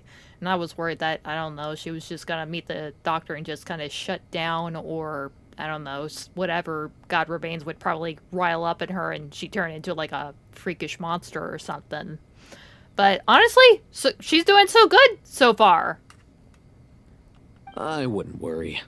Angelic affairs are probably above your pay grade anyway. I know what you mean, but Cyno and I are still a little concerned for her. He said he'd go keep Collei company after he's finished training the mercenaries. I'm planning to join them myself shortly. Collei will be okay. Have faith in her. Even we can see how much more confident and outgoing she's become in these past few years. Thanks to you and Cyno being there for her and providing guidance every step of the way, she can finally stand on her own 2 feet. On her own 2 feet. Does it feel bittersweet? Watching the younger generation grow up and move on? No, not yet, at least. I was just thinking, I wish there was more I could do for everyone. Come on, isn't she like, how old are you guys? You guys are probably like in your mid-20s. How old's Collei? Like 15? She'll be fine. Yeah, she will. Just try to relax.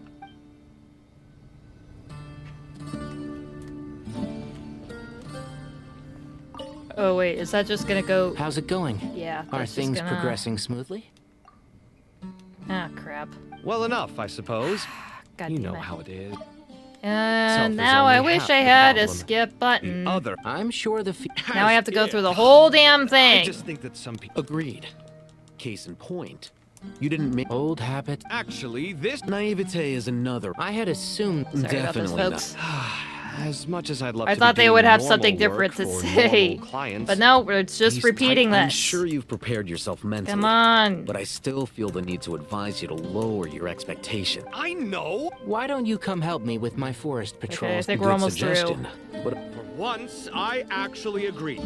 There is zero chance of us ever resolving our differences. But I'm glad to see you making progress. Don't act so I feel like even I've made some progress today. Apologizing probably makes it sound like...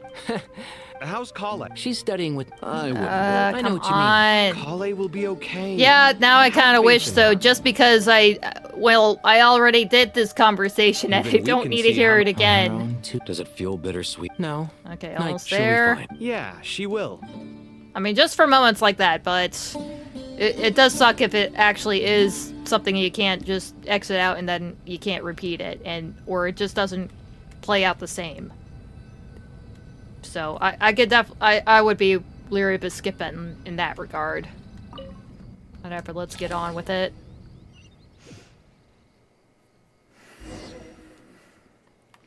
Oh, it's Traveler. And we're outside the temple. Damn, I was just so thinking that I was the Traveler while inside of the temple. And I wish I had the team I had out so I could measure Nuvalet's height against those big guys, but obviously they were taller than Alhaitham and Kaveh.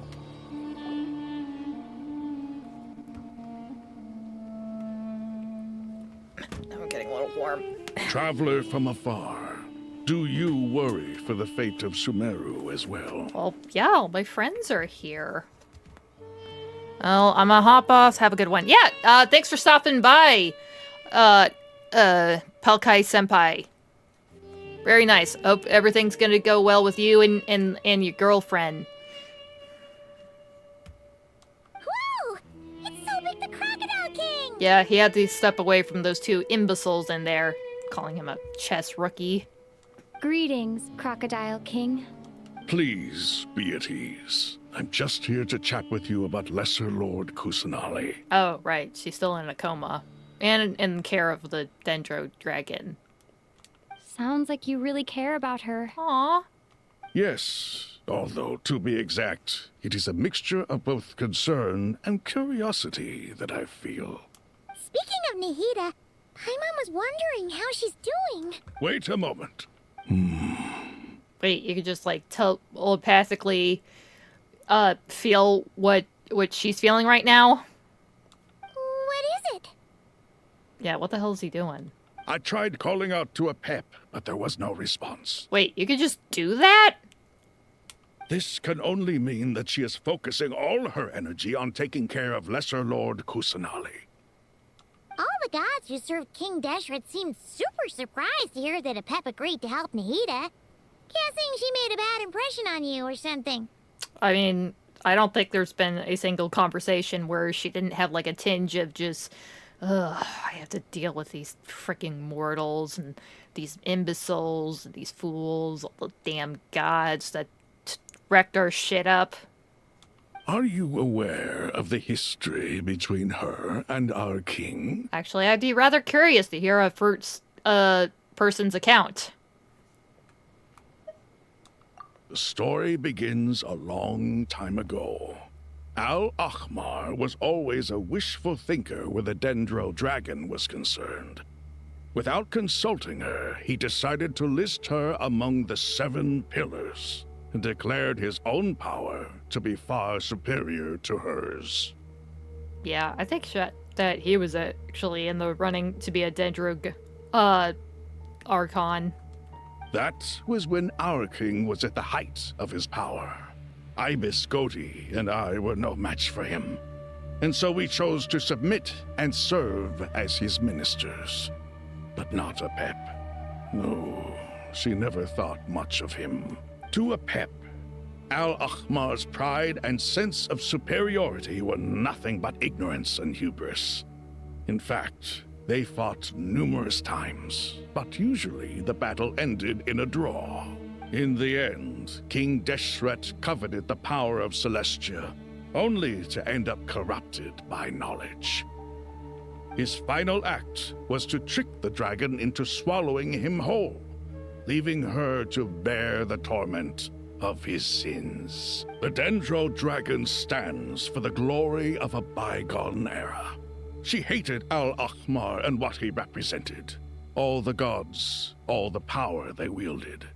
And so, her willingness to help the Dendro Archon through this crisis comes as a great surprise indeed. It makes one wonder whether, perhaps, the Dendro Archon assisted her in the past. Yep, Nahida did her a huge favor. He tells Sobek about Nahida to help to free Apep from her sufferings. So Lesser Lord Kusanali put an end to the Dendro Dragon's many long years of torment. As much as she loathes the Seven, Apep knows kindness when she sees it. No wonder she was willing to make an exception. Yeah, that's the sense we got from dealing with her, too. She is not incapable of coexisting with other living things. Rather, she actively chooses to avoid coexistence. And this despite the fact that she symbolizes life itself. How ironic. All of this being said, I wouldn't expect too much from her if I were you. Nothing will change her hatred towards humanity and gods. Honestly, I'm just thankful that she's at least keeping Nahida alive at this point. And that's all I could ask for her right now. We'll keep that in mind. Anyway, how much longer do you think Nahida needs to stay with Apep? Maybe we should go and pick her up. For all we know, the Fatui might still be in the desert. Just to be on the safe side, why don't we grab anyone who isn't busy right now and go look for her? I'm alright, Paimon. What? Was that Nahida's voice? She's awake! It seems the treatment was effective. Oh, thank the heavens. When do my deeds require your evaluation? I wasn't doubting your abilities if that's what you were inquiring about. Here will do just fine. Oh, thank goodness. And delivered her to us, too. I had no intention of taking you any further. One ought not expect greater generosity than they have earned. Yeah, that's actually pretty neat that she escorted Nahida safely back to Traveler and the rest of her people. It was already huge enough that she was just keeping the girl alive. Well, girl, he is not just a little girl. It's very nice that she's actually helped out at all. You always hide your kindness away like an oasis within a sandstorm. Only those who make it through the swirling winds can know just how beautiful that oasis is, and how much hope it brings. What a very apt description.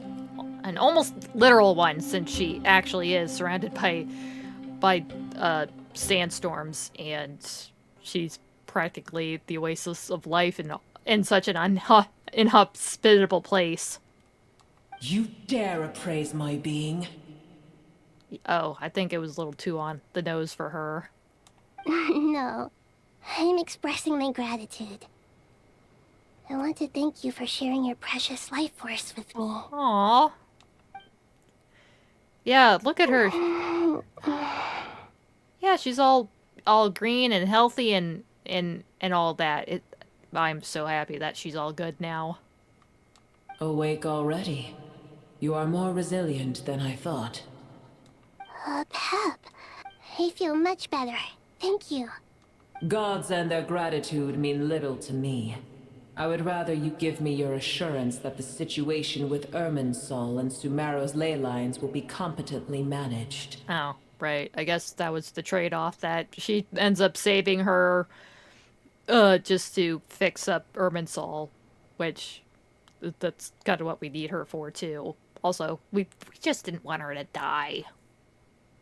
If I suffer any ill effects from the ley lines, you, as the god of this land, will be held responsible. You would not... I understand what you require, but I would assume this task even if you did not demand it. Sumeru is my responsibility. I must resume my duties as soon as possible. A farcical notion. God of Sumeru, I hope you realize how unextraordinary your strength is. And yet, maybe it is precisely what defines me. A god of wisdom is not meant to rule by force. Then hold steady. We go forth. Well, I'll be. Is that a pep? Do my eyes deceive me? Of all places, the Dendro Dragon has decided to visit the Mausoleum of King Deshret? I see that after all this time, El Ahmar's menagerie of ministers remain as vile as ever. It's a pleasure, Dendro Dragon. Had you arrived but a little sooner, you might have attended a meeting of the Seven Pillars. What a nauseating thought. You are not the first insects I have had the displeasure of dealing with today. A swarm of them tugged on my tail on my way over.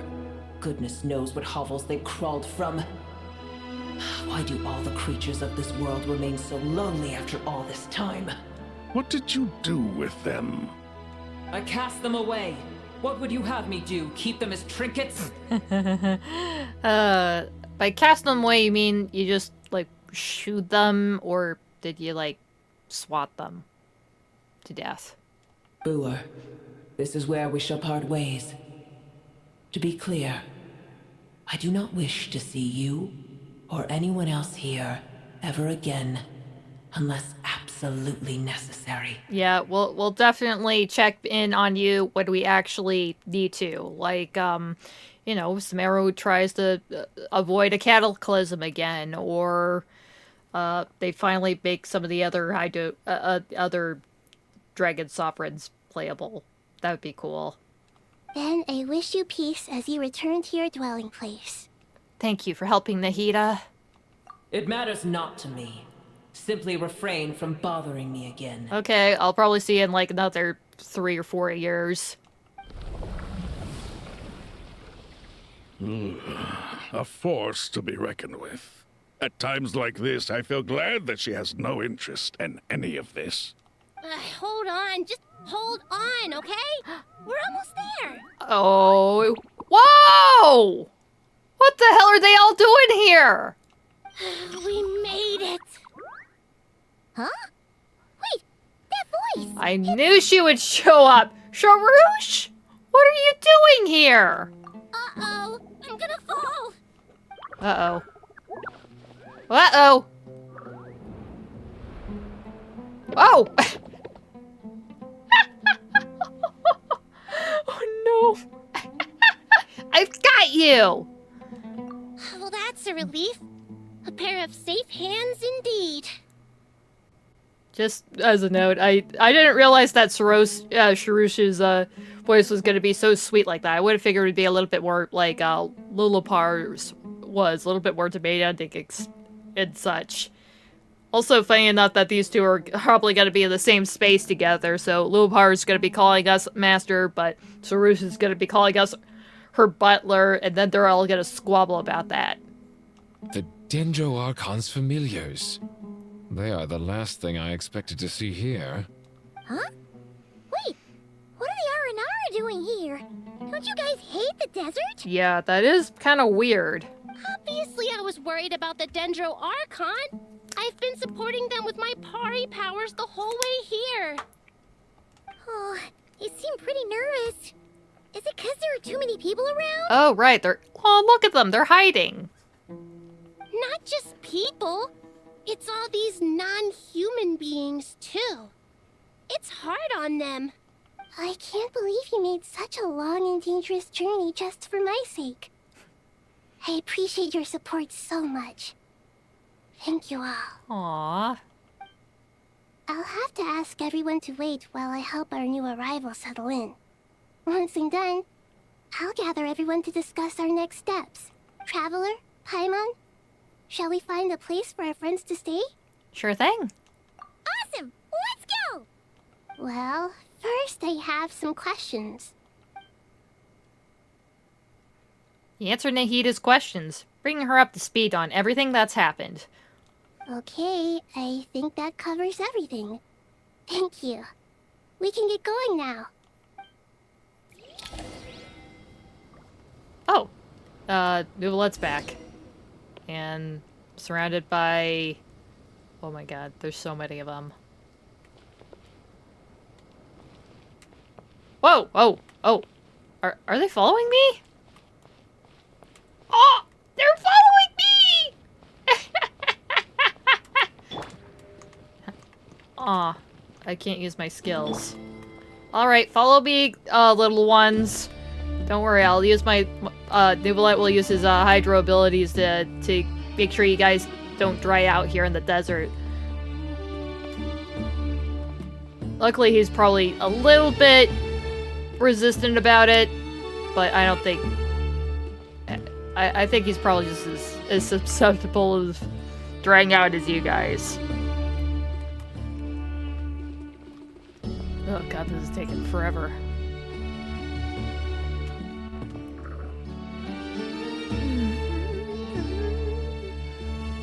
Ah, nice and cool. Big Dendro Dragon threw us across the sky. So scary. So many Nara here. Cheer up, Paras. They're all looking at us. Wait, they're all looking at us? Surely all those Nara can't see us. Nara are always so busy, walking here and there.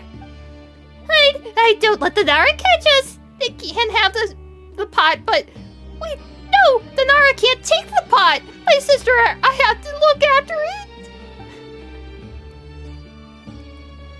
The Nara are coming.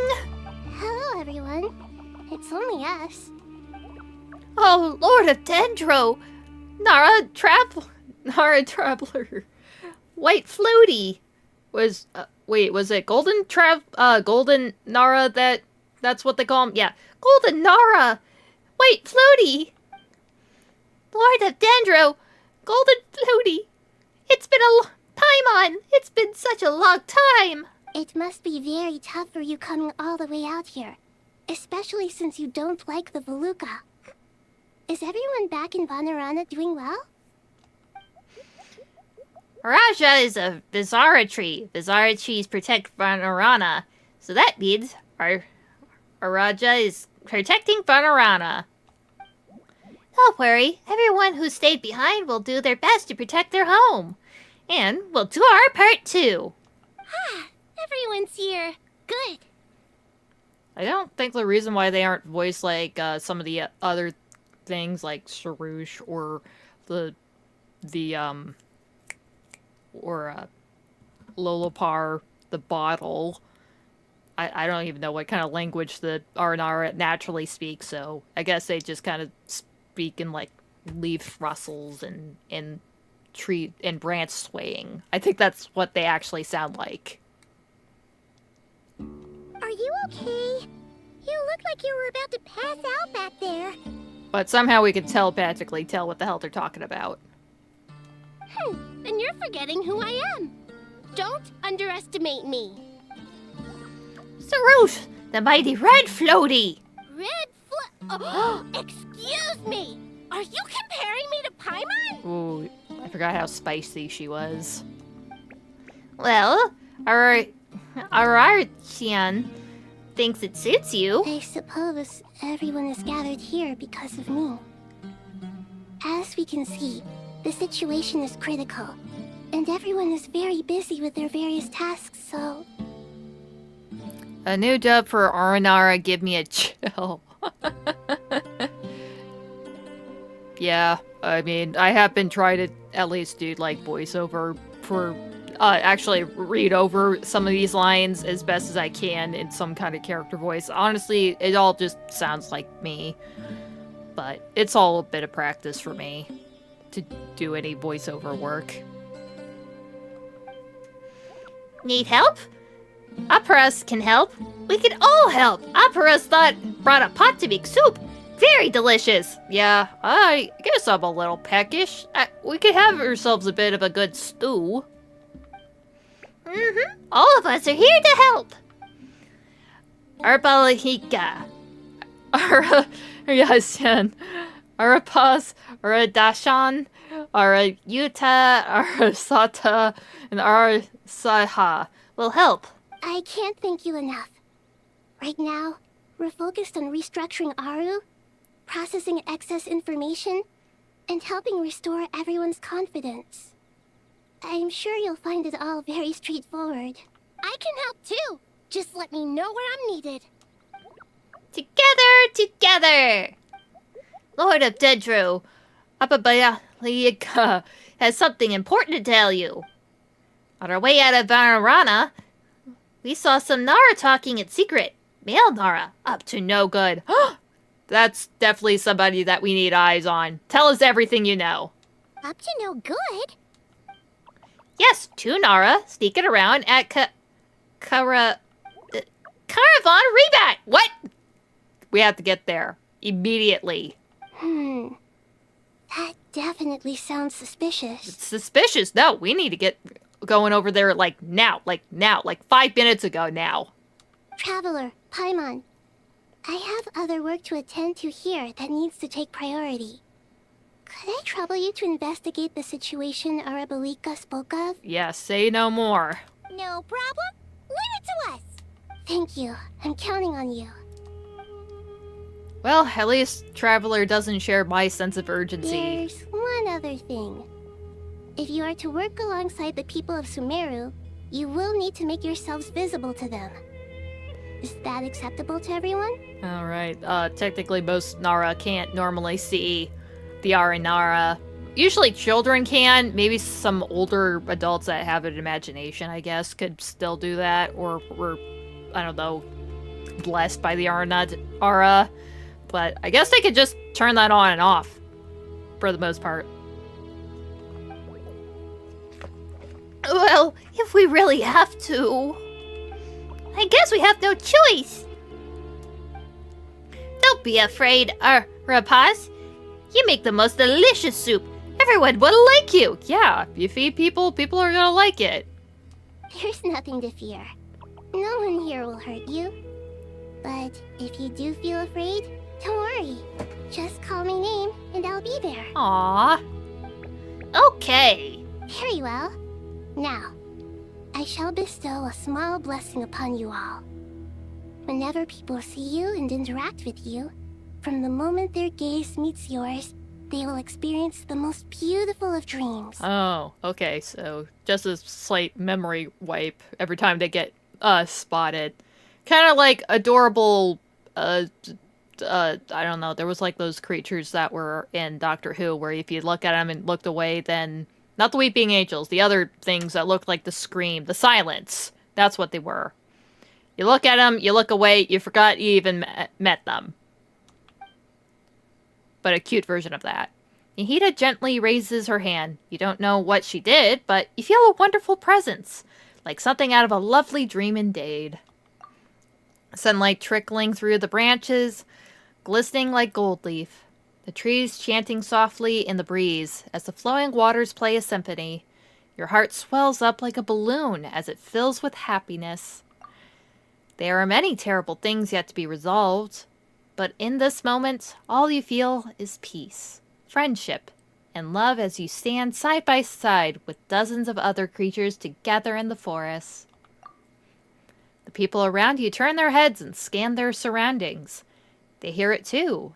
Ancient voices speak from the forest, soothing everyone's heart, so they do talk like actual trees. Do not fear. Do not be afraid. Do not be overcome by the storm.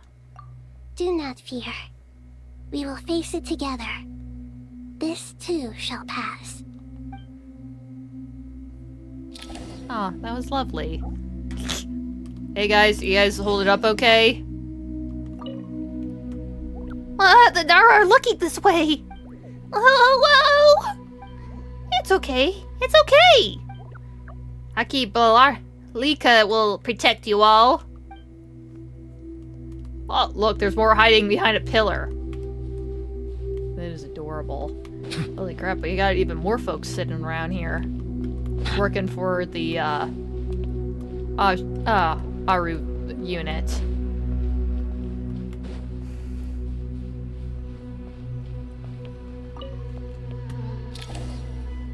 Alright, where were we off to now? I already forgot. I didn't read that. Right, we're just going back to Aaru. Ah, everyone's here. Wonderful. Dendro Archon, you're back. Well, at least Nahida did. We're off to explore, the Traveler and Paimon and I are off to explore Caravan Ribat because bad Nara are there. Are you recovering all right? You mustn't push yourself too hard. I'm doing very well. Thank you for your concern. The scholars update Nahida on the progress of Aaru's renovation. I see. Using the power of Aaru to reboot the Akasha and gain access to Irminsul. It's a sound plan, although I regret to be the bearer of bad news. But with the state that Irminsul is currently in, it's impossible to access via traditional means. Even the Akasha won't change that. What? But Kaveh and Alhaitham worked so hard on it. And the other guys that were helping out. Alas, we had feared this may be the case. Oh. And what about non-traditional means? Non-traditional means? I'm sorry, do you happen to have some kind of communicator in your back pocket, Alhaitham? Are you saying... Desperate times call for new measures. What does that mean? Alhaitham, what does that mean? What does that mean?! Well, whatever. We have other bad things going on. Like these bad Nara that the Aranara spotted. Oh, I have a Wanderer in my party. And Nefer. Ugh, I can't imagine what that team comp's gonna be like. Hey, we're here! Ah, it's you. Is there a situation?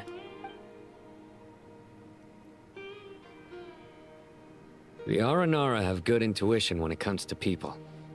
In other words, there may well be a traitor among us. Given everything that's going on, I'd be more surprised if there wasn't. Miss Nefer, as a professional intelligence broker, I trust you have a solution? Not one that I'm willing to volunteer. What's in it for me? Let's say I'll treat this as a pilot project aimed at expanding your intelligence operations. Whatever business you're in, an avenue to demonstrate your abilities could never hurt. I like the sound of that. Glad we're on the same page. Wow.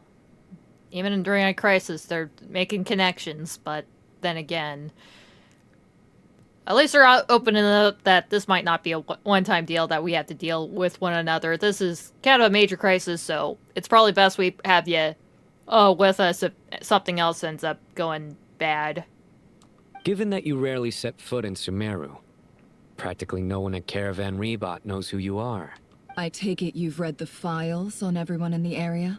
Yes. I also skimmed a list of evacuees, and am more or less up to date on where everyone stands. Any initial suspects? Limiting the scopes to males whose recent activity could be viewed as suspicious. I've identified 3 names. The Aranara saw 2 people talking, but currently we only have 1 suspect. The other person was probably just a messenger, and in all likelihood has already left Caravan Ribat. Everyone is heading for the desert per the evacuation order. Anyone willing to turn back at this stage is almost certainly with the Fatui. There's no way it was a spur-of-the-moment decision to act at a time like this. This spy must have been planted long ago. We need to smoke him out from wherever he's hiding. Sounds like you have the beginnings of a plan. Cyno and Nefer quickly exchange intel and narrow down the relevant information. I see. Their suspicions are well-founded. I'd be watching him too if I were you. So far, we still lack solid evidence that he's been bribed. He hasn't made any recent purchases that would indicate he came into some cash.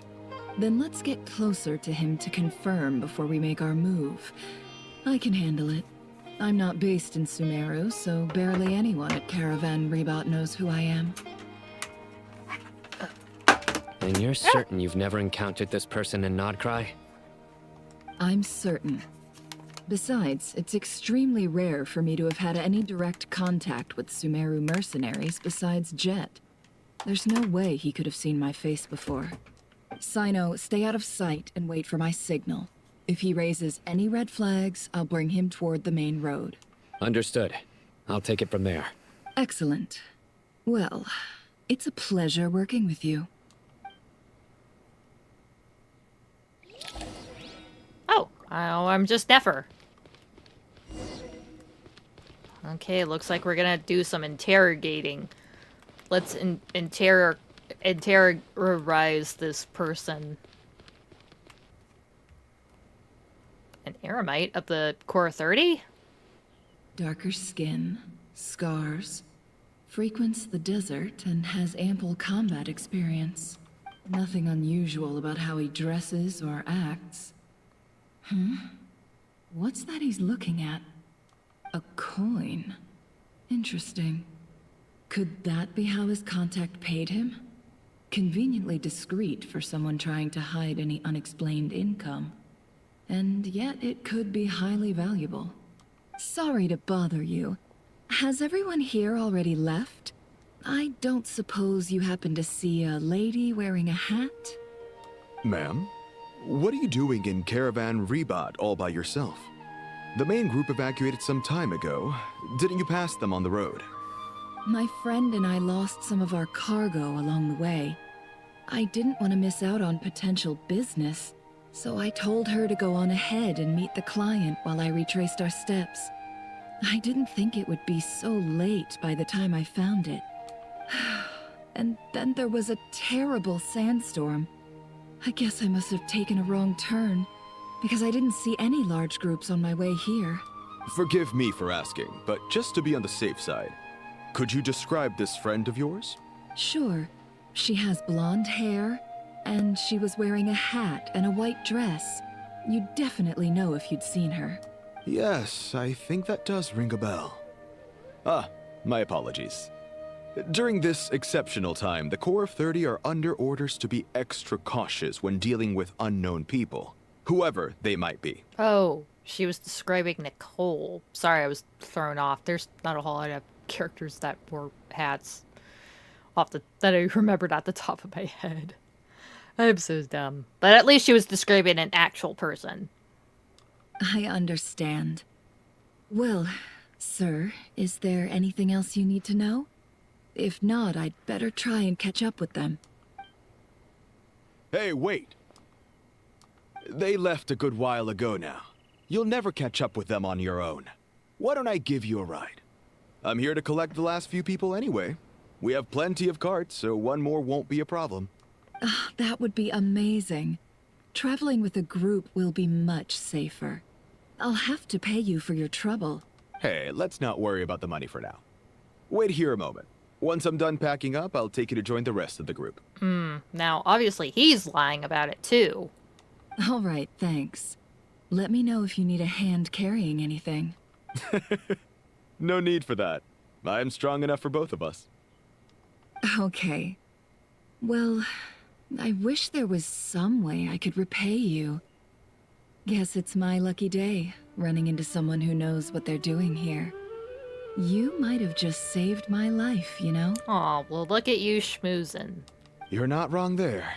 I mean, what kind of cargo is so important that it's worth risking your life to get back? I hope for your sake that it's priceless. Actually, I suppose I can tell you, since you've been such a big help. But be sure to keep it to yourself, or we could both be in big trouble. Ooh, juicy. Oh, really? Sounds mysterious. We're in the antiques business. You understand? Some of our goods aren't acquired through the most legitimate means. We have to be very discreet when we're selling them. That's why I had to go looking for the missing cargo alone. Ah, no wonder. Well, ma'am, in that case, it turns out that maybe there is something you could do for me. I'm all ears. But to be clear, our commission isn't cheap. Think carefully before you ask. We don't want to ruin our relationship before we even hit the road. Got him. I'm sure that won't be a problem. My issue is, I have something that's a little difficult to sell on as well. Take a look at this. The mercenary reveals an old coin in his hand. Thanks to your dealings in Nightcry, Nefer has seen plenty of antiques in her time and recognizes it as a very rare, high-value item. Oh, got him. The ancient coin used to pay off the mercenary is made of pure gold. At first glance, it's hard to discern its country of origin. If sold to an astute collector, it would fetch a very high price. Sorry, I just immediately thought about Flynn's Sweat's unique coins were brought up. Pure gold. That's quite something. How'd you come across it? Dig it out of some ancient tomb? If you look hard enough, there are many treasures to be found in the Mausoleum of King Deshret. It has no distinct Snezhnayan markings. That'll be why he's going with that story. And he clearly doesn't want to arouse suspicion, so he's on the lookout for an opportunity to make a quiet trade. Surely you have an existing business partner. Won't they take it off your hands? I hope I won't be attracting the wrath of my competitors by helping you sell this. The shop I used to work with is having cash flow issues at the moment after losing some money. I'm under enough pressure as it is without having to deal with them. On the off chance anything went wrong, I'd never get my money back. I understand. Gold is the last thing that traders with cash flow problems want to see. Well, in that case, I think we can work something out. As it happens, I'm just about done packing. Shall we make a move? Sure. Let's walk and talk. This evacuation was a huge operation. They needed a few people to stay behind and tie up loose ends. And I ended up being one of them. You're lucky you ran into us in time. I certainly am. I don't know how this happened. One thing led to another, and look how it ended up. I just hope our client doesn't get spooked and cancel their order. Fingers crossed. But either way, life goes on, and we all have to make a living somehow. Yeah, I'm just kind of careful about doing the whole walk and talk thing and then triggering the next dialogue or cutscene.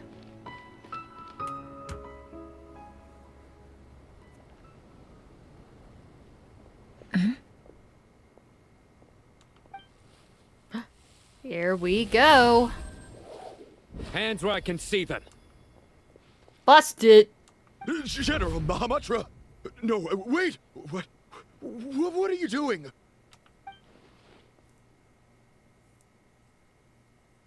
This is the coin? Good. Sadly, you won't have the chance to spend it. Nicely done. Looks like Sumeru's Matra are a well-oiled machine nowadays. Unmarked gold coins are quite difficult to trace. Thanks to you, we have secured the evidence. Let's see. Wambuja says, I'm take a short nap. Don't know, feeling comfy hearing you. Just screaming if a gun's time. Yeah, I'll probably I definitely spook very easily. So you'll probably hear me. But thanks for thinking that I actually do sound kind of soothing. But then again, I definitely want to watch some kind of video and just end up drifting along with falling asleep, which is probably why my phone died so easily. Rest in peace, phone. At least I got a new one. I had to figure out how to work it though. But yeah, take a rest. Cause oh man, I'm definitely what to say about having like off sleeping schedules. So rest when you need to. What were we doing? Oh yeah, we were busting this guy. Here's what's gonna happen. Ooh, we're gonna bust him good. Cyno nods to the group, then turns and leaves with the suspect. Ooh. Before long, he returns with the intel he got out of the suspect. Man, Cyno's definitely a kind of a goofy guy, but then I kind of figured this is kind of the work he has to do. Ugh. Southeast from here, leeward side of the hill. That's where he's meeting his contact. Great work. Candace tells me your interrogation skills are highly effective. Hers are quickly catching up. She's improved a lot in recent years. Looks like it's over to you for the next step. Because I'm quickest on my feet? That's right, hat guy. Because you know how to trail a target. Plus, it'll be easier to monitor their activity from the air. Fine. I'll be quick. One more thing. The Traveler just brought a message from the Dendro Archon. Once you're done with this, we're to meet up at the Mausoleum of King Deshret. Got it. Will do. Are you sure you'll be okay on your own? Gee, I don't know. Maybe you should come with me. Okay. Then Paimon's coming with you. Really? Hooray! You do know this is a stealth operation, right? Meaning, you have to be quiet? He got you there, Paimon. Paimon? Are you sure about this? Wait, if she actually is going, I would be very worried too, Looming. Look how worried she looks. Well, Paimon at least wants to give it a shot. Like everyone says, if you never try, you'll never know. Besides, being the best guide in Tibet has to count for something. This should be a piece of cake. Fine. Join me if you want. But be warned. If anything goes wrong, I'll have to gag you and shove you into a bush. Don't you dare do that to Paimon. I will have your ass. You fucking... What's he made of? He is made of wood. So he's made of some kind of wood. I think it was actually Irminsul wood. But yeah, don't hurt Paimon just because she gapped a little bit much. But then again, Paimon, this is a very sensitive mission that you're doing. So shut your trap for a little bit, sweetie. Love you. Paimon will be super careful. Promise. Good. Then what are we waiting for? Let's go. Off to a not great start, but whatever. They're still in town. All right. Got following me. Too slow. God, this freaking guy's voice lines. Stop following me. You're too slow. Well, we have to follow you, and don't you dare say that we're too slow. We're going at the same pace you are, because I'm the one controlling you. Ugh. Looks like I didn't need his flying skill after all. Also, it's been a while since I played Wanderer or actually used him for exploration. Oh. Hey, guy! Wait up! Hey, slow down, will ya? God damn it, Paimon. What did he just say? We're here. Now we wait. Okay, yeah, cool. Cool. You're kind of blowing this, Paimon. What's on your mind, Paimon? Huh? Oh, nothing? I thought all you cared about besides being a guide was food and sleep.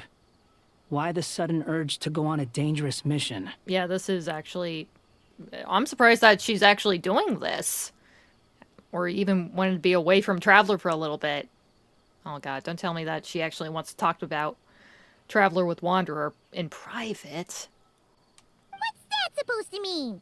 Paimon's been on plenty of dangerous missions before. Name one. But never on your own. You hardly ever leave the Traveler's side. Yeah, that is a good point. Even in the child's boss fight, she actually does fall down with us with a bunch of debris and tries to clear it off of us. Just saying. I'm kind of at loose ends right now. So if you did want to share, I suppose I'd have to listen. If not, suit yourself. Makes no difference to me. Hat guy? Do you think Paimon is useless? Oh my gosh, she's actually bringing up the question. And she brought it up herself. Oh my gosh. What? Where's that coming from? I swear to God, if she just says that she's nothing but a yap box on Traveler's behalf, I'm gonna cry. It's true, but I'm gonna be sad. I'm starting to tear up. That or it's the eye cream that I used earlier. Paimon, it's me! That's right. When we were in Not Cry, Paimon suddenly realized something. Even though Paimon's with the Traveler every single day, Whenever we face real danger, she can't do anything to help. Paimon doesn't get like this very often. She just got really scared when the Traveler got kidnapped that time. What if she never came back? What would Paimon do then? And the more Paimon thought about it, the more useless she felt. But Paimon doesn't want to be a burden. Paimon wants to be a friend who's actually useful. Does that make any sense? You know, that feeling of just being completely useless and... Oh. Paimon probably sounds so ridiculous right now. No, your feelings are very valid. But nonetheless, you have been helpful in other ways, sure. Maybe you're not the strongest. Maybe, I don't know. That debris I was talking about earlier, I thought she actually did try to lift a pretty big chunk of it. So... But still, you're definitely useful in other ways. You're not useless.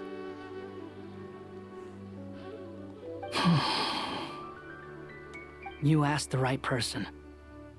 Boy, do I know that feeling. Oh wow. I guess she definitely had quite a good pick of asking Wanderer about this. Because, well, literally, he was just wandering to Vat without knowing what the hell he was supposed to be doing. At least in this version. Oh, that guy. I mean, even his creation was just like a test run. It was a prototype that just got chucked away. I'm not going to try and encourage you. What I will say is this. When you start doubting yourself, you have two choices. Give up or change. You have to make the decision to move forward. Otherwise, no amount of consultation from other people is gonna help you. So ask yourself, what do you want? To get stronger? To learn more? Whatever it is, go do it. You won't have any regrets if you can at least say that you tried. Oh. Alright. Wow, that was actually really sound advice. Sure, he can be brutal at times, but he is quite honest. Something's not right. Shouldn't they be here by now? Paimon, is it just me? Or is it a little too quiet around here? Should Paimon take a look? We'll give it another hour. If nothing happens, we head back. Okay. Time ticks by, but still, nothing happens. How strange. We've been here for ages. Where the heck are they? Have we been stood up? What is it? Did you think of something? Don't tell me this is some kind of diversion.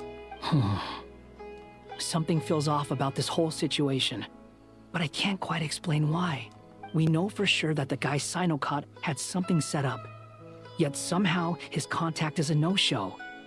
So, either the handler got caught, or, more likely, they decided to cut our guy loose. How would they know to do that? Wouldn't they at least send someone here to check things out? That's the problem. They couldn't possibly know what's happening here. Unless... This feels all too familiar. Come on, let's head back.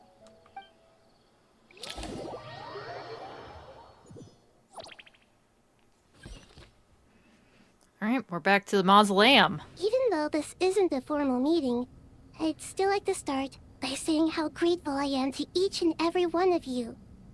Thank you all for coming here and standing by our side. Shesipang and Bennu are currently assisting the scholars with the maintenance of Aaru. Please forgive their absence. As for Hermanubis, may he rest in peace. We remember him with great fondness. There have been times when I imagined what it might be like to meet you all. Now that it's really happening, I feel quite emotional. Time has taken many things away, but that which remains is all the more resilient. I must say, there is one thing that rather surprises me. You appear to be in good spirits, Lesser Lord Kusanali. But even so, I can sense that the life force given to you by the Dendral Dragon has far from fully resolved the problem of your vitality. Oh no! So even worry, Paimon. It worked very well indeed. The issue is how closely I am tied to Irminsul. Until the problem with it is resolved, there is no way I can fully recover. Sumeru has undergone tremendous changes during your absence. When gods pass away, inevitably, people's faith in them grows weaker. You must have sensed it already. Your power is not what it once was. Regrettably, this is true. I too have grown weaker due to the effects of Irminsul. Right now, we're all in quite a sorry state. Then what do you suggest? We take all the help we can get. Sumeru is our shared home. You and I, gods and humans alike. We must unite all our strength in this moment. Though Al-Ahmar is no longer with us, the alliance between the three gods remains in force. Regardless, as subjects of our king, we have a responsibility to support Sumeru through this catastrophe. Not to mention that it was the people of Sumeru who released us from this prison of Aaru. Times have changed, and the people of today possess greater wisdom than those of the past. You really know how to give a rousing speech, Goti. Now then, let us learn more about your plan. The brightest minds of the Sumeru Akademiya are busy opening and renovating Aaru. They claim it has something to do with Irminsul? Correct. Irminsul has existed in Teyvat since the very beginning. But during the Age of the Dragons, it did not possess the significance it holds today. Oh, really? After the heavenly principles arrived, the power of the Light Realm was divided into elemental energy, and Irminsul was refashioned as a device that records and preserves all information. Since then, everything in this world has been inextricably linked to it. As the Dendro Archon, I have a duty to protect Irminsul. To Sumeru, it is both a national treasure and undeniably a major threat. Teyvat has seen many upheavals in the last few years. The most recent of these was a major crisis in Notcry, which forced Sumeru to be even more vigilant than usual. I made sure to monitor all the pathways through which an outsider could potentially transmit themselves into Irminsul. But despite my efforts, a major problem still arose within. I still believe that someone has actively invaded Irminsul.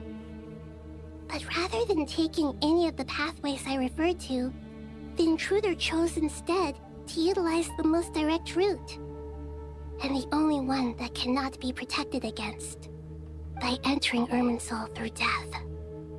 Oh, shit. I see what you mean. You cannot simply stop all deceased souls from returning to the ley lines because of a potential invasion that could occur at any time. That's right. As important as it is to guard against external threats, I couldn't allow myself to stop the souls of the departed from finding peace. Please, understand how difficult this predicament was for the Dendro Archon. Defense has never been an easy task. After Irminsul was invaded, my authority was quickly restricted. Soon after that, the tree began denying access to any connections. I'm sure you feel responsible, but you are not to blame. No one can predict every possible disaster. There will always be trials and tribulations for the world to endure.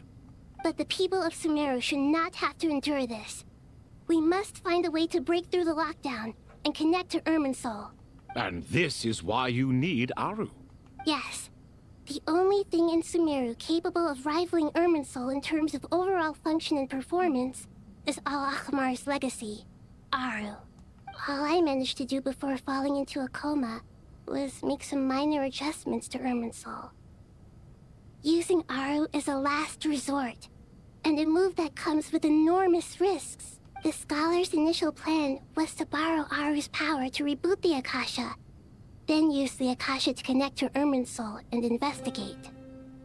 Unfortunately, Irminsul has suffered far greater damage than they first thought, rendering that plan futile. To rise to the challenge, we had to resort to more extreme and far costlier means. The This has led to a number of new contingency plans. To reclaim Irminsul, our brightest scholars have made further modifications to Aaru with multiple goals in mind. I thank you all for giving them your blessing in this endeavor. Human wisdom has clearly improved over the millennia. You have not only our support, but that of the Jinn, the Aranara, and the Pari. Yep, we're all just coming back together to protect our home. Together, we will do everything in our power to save Irminsul. Yeah. By the way, when you spoke earlier of an intruder, it almost sounded as if you knew who you were dealing with and what they were capable of. Yeah, this is... Oh my gosh. I thought he was dead, and I guess he is. For real. That's how Dori got into Irminsul. It has to be him. Well, since you ask... Uh-oh. What's going on now?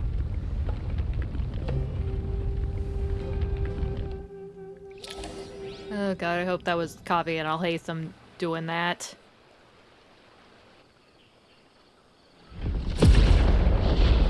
Never mind, I don't think it was. Holy shit! Oh my god, it's Irminsul! What the hell? Oh my gosh, it actually formed... Oh...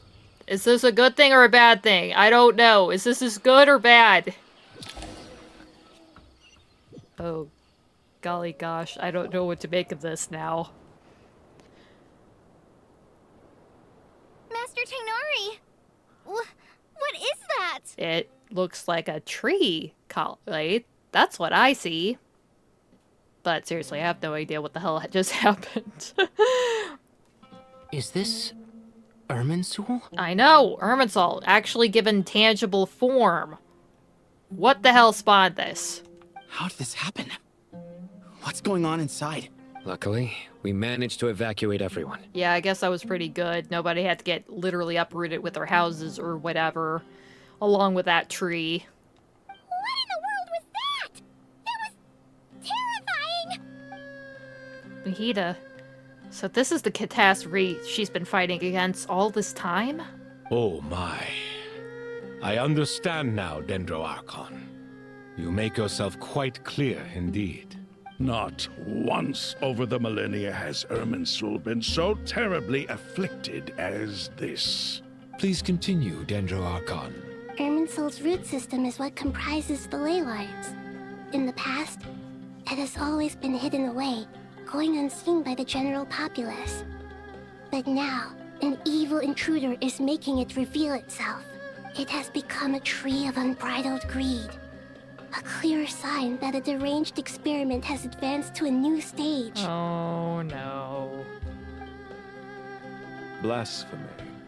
From where I stand, an experiment in the name of blasphemy sounds rather improper. But if we are to honor Dore's will, this is what we must do. The birth of this tree proves to me beyond doubt that this incident is connected to him. But to explain the situation in full, there is someone I need to tell you about. In the most concise and precise language possible, Nahida explains that she knows what she knows about the second of the Fatui Harbingers, the Doctor. Wait, he was a second? I really missed that part. Holy shit. His true name was Sadiq, and his crimes are beyond all reckoning. Zandik. So it was him. I saw him in the desert once. A man of supreme arrogance. So this is where it has taken him. Right, he actually did meet him before. So, yeah, I'm pretty sure, I wasn't sure if that was actually confirmed, but it is now! Honestly, pretty obvious. Zandik was kind of a dick to the person that he was trying to travel with. Especially when he became infirmed. And was thinking about, maybe I should snuff him or leave him here so I could save myself. But he still had some good information in him, so he didn't do it. Well, actually, he didn't do it because Toth actually said, yeah, you can only exit here, but you have to do it together. So, at least that guy got spared. hence Neek was able to leave whatever prison whatever place Toth had him trapped in. But didn't Dori die and not cry? How is he still able to do all this? Because he did die, Paimon. He got into Irminsul. That was his inn. He must still have loyal followers amongst the Fatui. Even so, I'm still unclear as to how he has been able to wield such a profound influence over Irminsul. Would carrying a couple of moon marrows or basically a moon marrow-esque object with him do the trick, Nahida?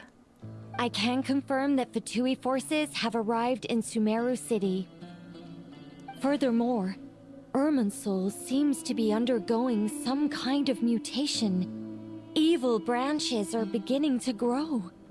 Things that do not belong to this world are slowly but surely materializing. Well, at least we know that it's not decaying, it's mutating into something that's probably going to fuck up things even worse. Sorry, I couldn't think of any other word to describe it. They don't seem to be fully formed physical entities yet, after all. But they are gradually becoming real. A baleful tree climbing up into the heavens. Speaking of Dori, I have some information on that front as well. Wanderer recounts how he and Paimon went to the meeting spot, only to find no one waiting for them. Oh, right. I didn't think it was wise to state this out in the open. But my theory is, the mole wasn't cut off after he was caught. They wrote him off from the beginning. You mean the Fatui never intended to follow through with him? Then why plant a mole at all? It's hardly a conventional strategy, and the rationale behind it is pretty twisted. But as it happens, I know someone who works exactly this way. And when it comes down to it, his goals are very simple. He just wants to confuse people, so they can't figure out what he's up to. Holy crap, the mole was actually just a distraction. It was a diversion. God damn it. He's been a collaborator of Dori's from the outset. That fact alone confirms that Dori is involved with this somehow. Holy crap, and that guy definitely was following Dori, and he definitely had a couple of plans to trip us up over at Gurubad. Damn. That son of a bitch. Thinking ahead of all of us. Some people grasp upon hearing his name, while others fall silent. Clearly, there is more going on here than anyone realized. Nahida proceeds to summon all relevant parties for a lengthy and in-depth meeting. Nahida gives a detailed explanation of the enemy, and the potential scale of the crisis. After further intel provided by Nicole and Nefer, a plan is formulated, and everyone prepares to get to work.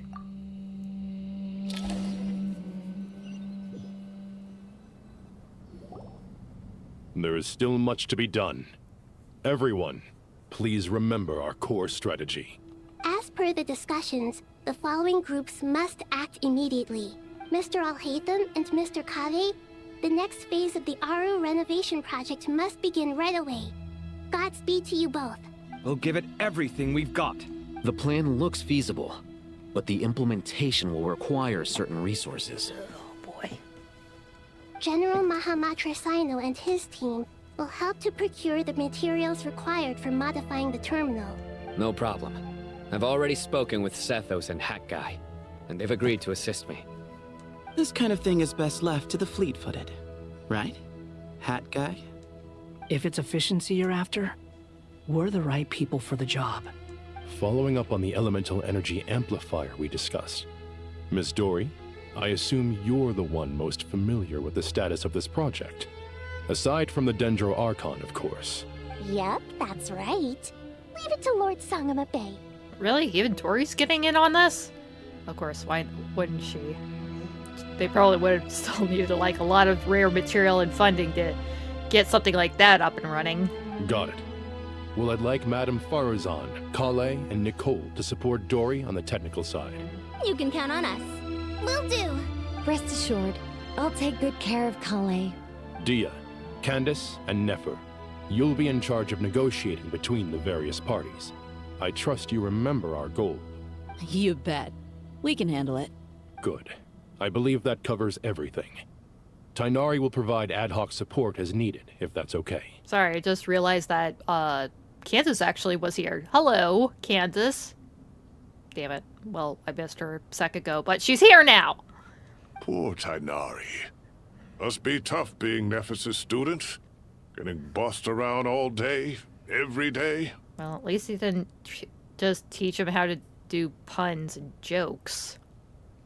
Hey, don't try and drive a wedge between us, you old rascal. All it says to me is that Master Nephis has faith in everyone's abilities. While I'm nominally here as backup, I doubt there will be many situations where my help is needed. Exactly. Finally, Traveler, you and I will head to the border between Sumeru and Natlan. Wait, really? We're going that far out? Once that task is complete, I'll be asking some of you to accompany me to the Eternal Oasis. The Eternal Oasis? I thought that was just a legend. So it does exist after all. Regarding your trip to Natlan, under normal circumstances, a meeting between our two nations would be a far more formal affair. So regretfully, we won't be able to... Let me play that again. Regarding your trip to Natlan, under normal circumstances, a meeting between our two nations would be a far more formal affair. Unfortunately, Sumeru is all but completely cut off from the outside world at present. Oh, right. There was a barrier that ended up arising all around the landmass of Sumeru, so... Still, it is kind of strange enough that we are actually having to knock on somebody else's border for this operation. Because, well, you'd think that some of the nations would probably be chummy enough now to probably help one another out, but the Archons gotta have to take care of their own domain, and so forth. So regretfully, we won't be able to give the Pyro Archon Mawika the grand reception that she deserves. My apologies for the inconvenience. Not a problem. We'll do our utmost. No point putting too much pressure on yourselves. That goes for everyone. Right. Especially you, Dendro Archon. I'm sure you're still feeling quite weak. Don't worry about me. The Dendro Dragon's life force will sustain me. Plus, we'll be there every step of the way. Nahida will be just fine. Yes. I believe in myself. And I believe in every one of you. Awesome. Wait, where the hell is Layla? She probably needs a nap. Well, time to get going.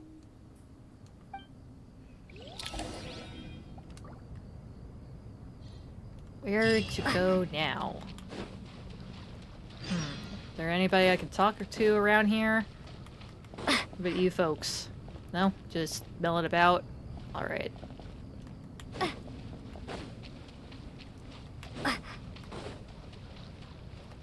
Oh, looks like everybody's gathered up over there.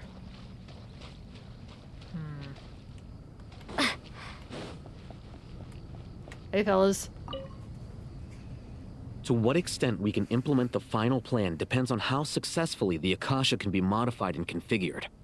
And to make sure the configuration works, Aaru will also need some further optimization. Yeah, no surprises there. Once we roll this out, any Sumeru citizens who already have Akasha terminals can simply continue to use their existing devices. This still leaves us with a significant equipment shortage, though. Many groups of people were never issued Akasha terminals, including mercenaries, the desert folk, and many others. We'll need a supply of rare materials for the renovation of Aaru and the production of new terminals. Right now, the best place to source these locally is from the primal constructs within King Deshret's mausoleum. Time is not on our side here. It's gonna be a race against the clock. The Aaru merge and renovation project will have to be carried out by you two. Everything's riding on this, so failure is not an option. Best of luck to you both. As discussed, General Mahamatra Cyno and Mr. Hat Guy will source the required materials. Mr. Sethos is quite familiar with the layout of King Deshret's mausoleum. With him accompanying them, things should go quite smoothly. I have every confidence. In the meantime, we may as well take a breather. Makes sense. There's not much we can do until the materials arrive. Get information and stay close. What is this, boot camp? Knock it off. It's just Cyno being Cyno.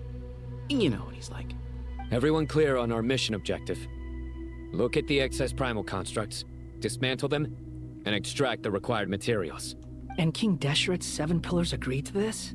Desperate times call for desperate measures. Honestly, it's a miracle that they allowed us to tamper with the device in the first place, and now we're tearing up their king's mausoleum. So, really desperate.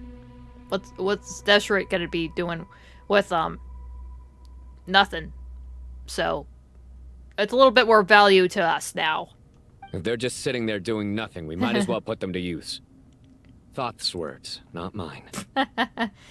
Again, we're just pinning all the blame on Thoth if anything else gets wrecked because these humans doing whatever they want here. Well, I say whatever they want, but we do kind of need all that equipment. Where are we going? I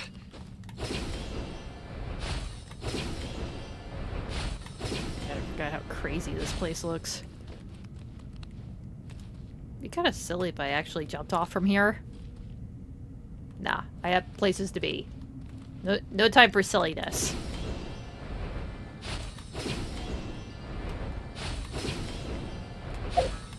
Oops.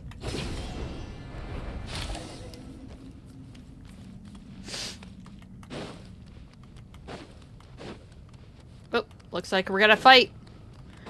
And I'm gonna be terrible at it. Whoops. I meant to switch to Wanderer. Guilty. Whoops.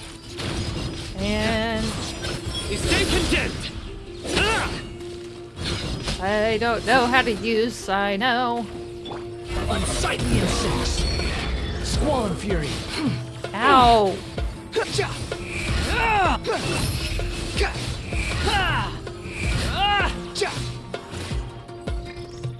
Sage's wisdom. Give me some space. Oh yeah, I kind of forgot that Sethos is basically just an electro. Nowhere to run. An electro UAV, pretty much. There we go. Ooh, baubles. Man, I was just wondering when the next fight scene was gonna happen. Oh, thank you, little fella. Oh god, not again. Behold.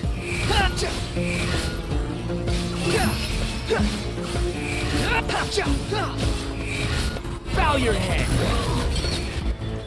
Futile. Judgment is upon you. Their penance is due.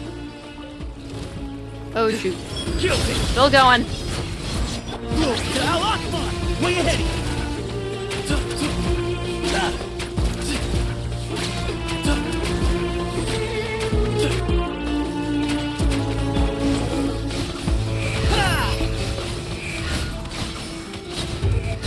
You dare to gaze upon me? These devices should still be usable even though they're broken down. Let's take them back for the others to review. Ooh, something over here? Yeah. Okay, we're just thankfully just using the scraps of these devices. Too slow.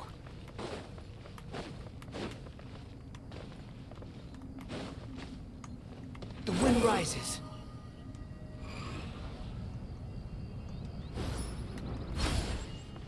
Oh, thanks. A little more for Wanderer. Get those. Wait, was there any? Oh, a little bit there. Oh, there's another one up ahead. I could see it. I could see its silhouette. Excuse me? Uh-oh. Squall and fury. Oh, this is a big boy. This is the big boy.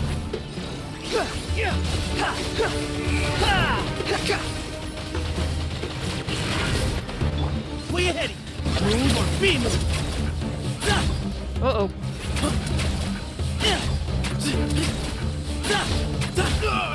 Ow. Surrender.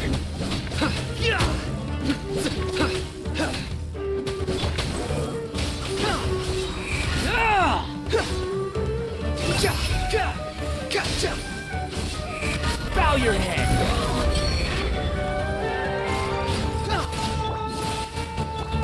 Through me, justice is served. Your penance is due.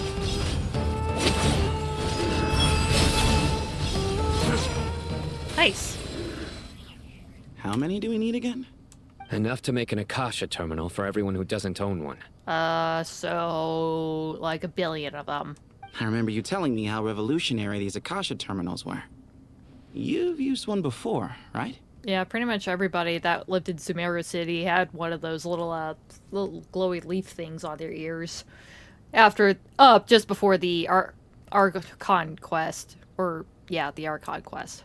The Akademiya declared the Akasha to be the most powerful and comprehensive wisdom dissemination system in history. That should give you an idea of how powerful it is. And even then, it was only limited to Sumeru City. Possibly. Certainly sounds impressive. Neither Hat Guy nor I have ever had an Akasha terminal. Well, if it all goes to plan, that's about to change. Yeah, it's gonna blow your freaking minds if it functioned anything like it did before. Oh! Looks like they got plenty of supplies here. Ugh. Anybody else around? Okay, just these two. Oh, goody! Thank you so much for handling the delivery. What a long way it was. You've really outdone yourselves. I'm well aware what a bumpy, dangerous journey it must have been. Now, I would have loved to oversee the process myself, but of course, those of us who know the plan can't leave the mausoleum. Oh, trust me, I'm patting myself on the back for my assembly work here. Simply flawless work. Yeah, that's very interesting. Very coupled together, too. But will you really be needing all of this? According to our plan, yes, this is the quantity required. I have no complaints about the quality either. Only the price. So expensive. I heard you covered a lot of the funding out of your own pocket. Aww.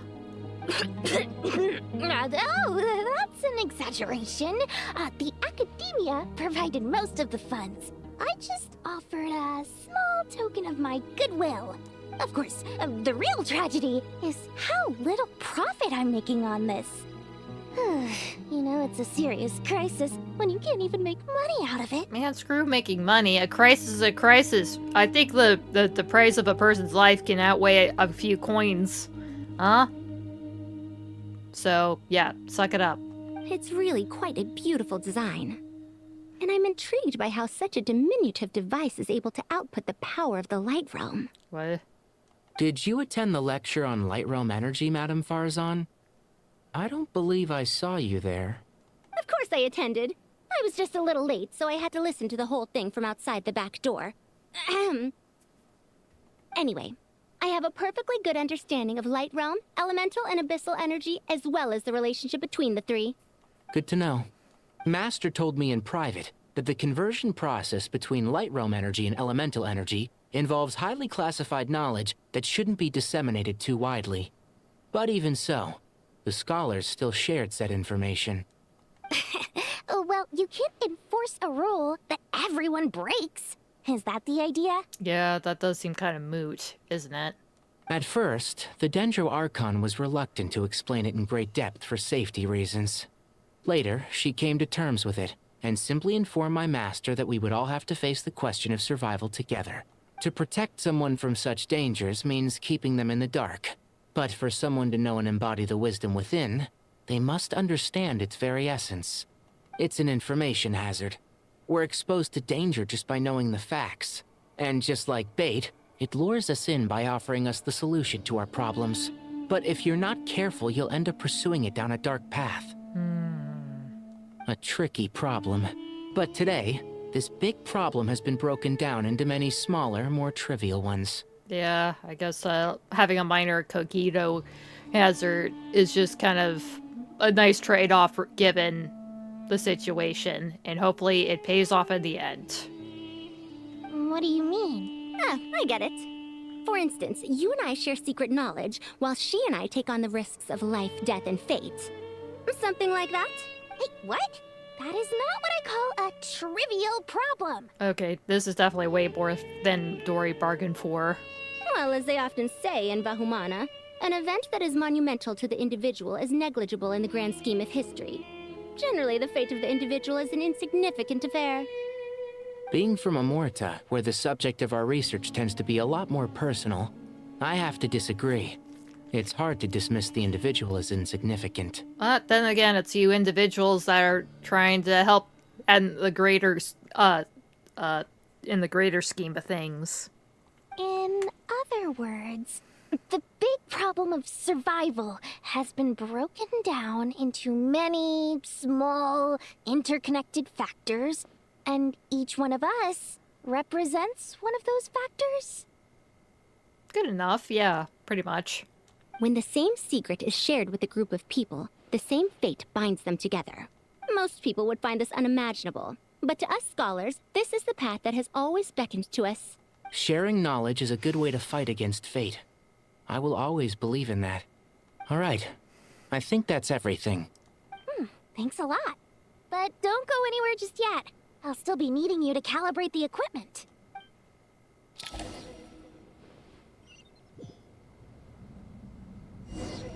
Whoa.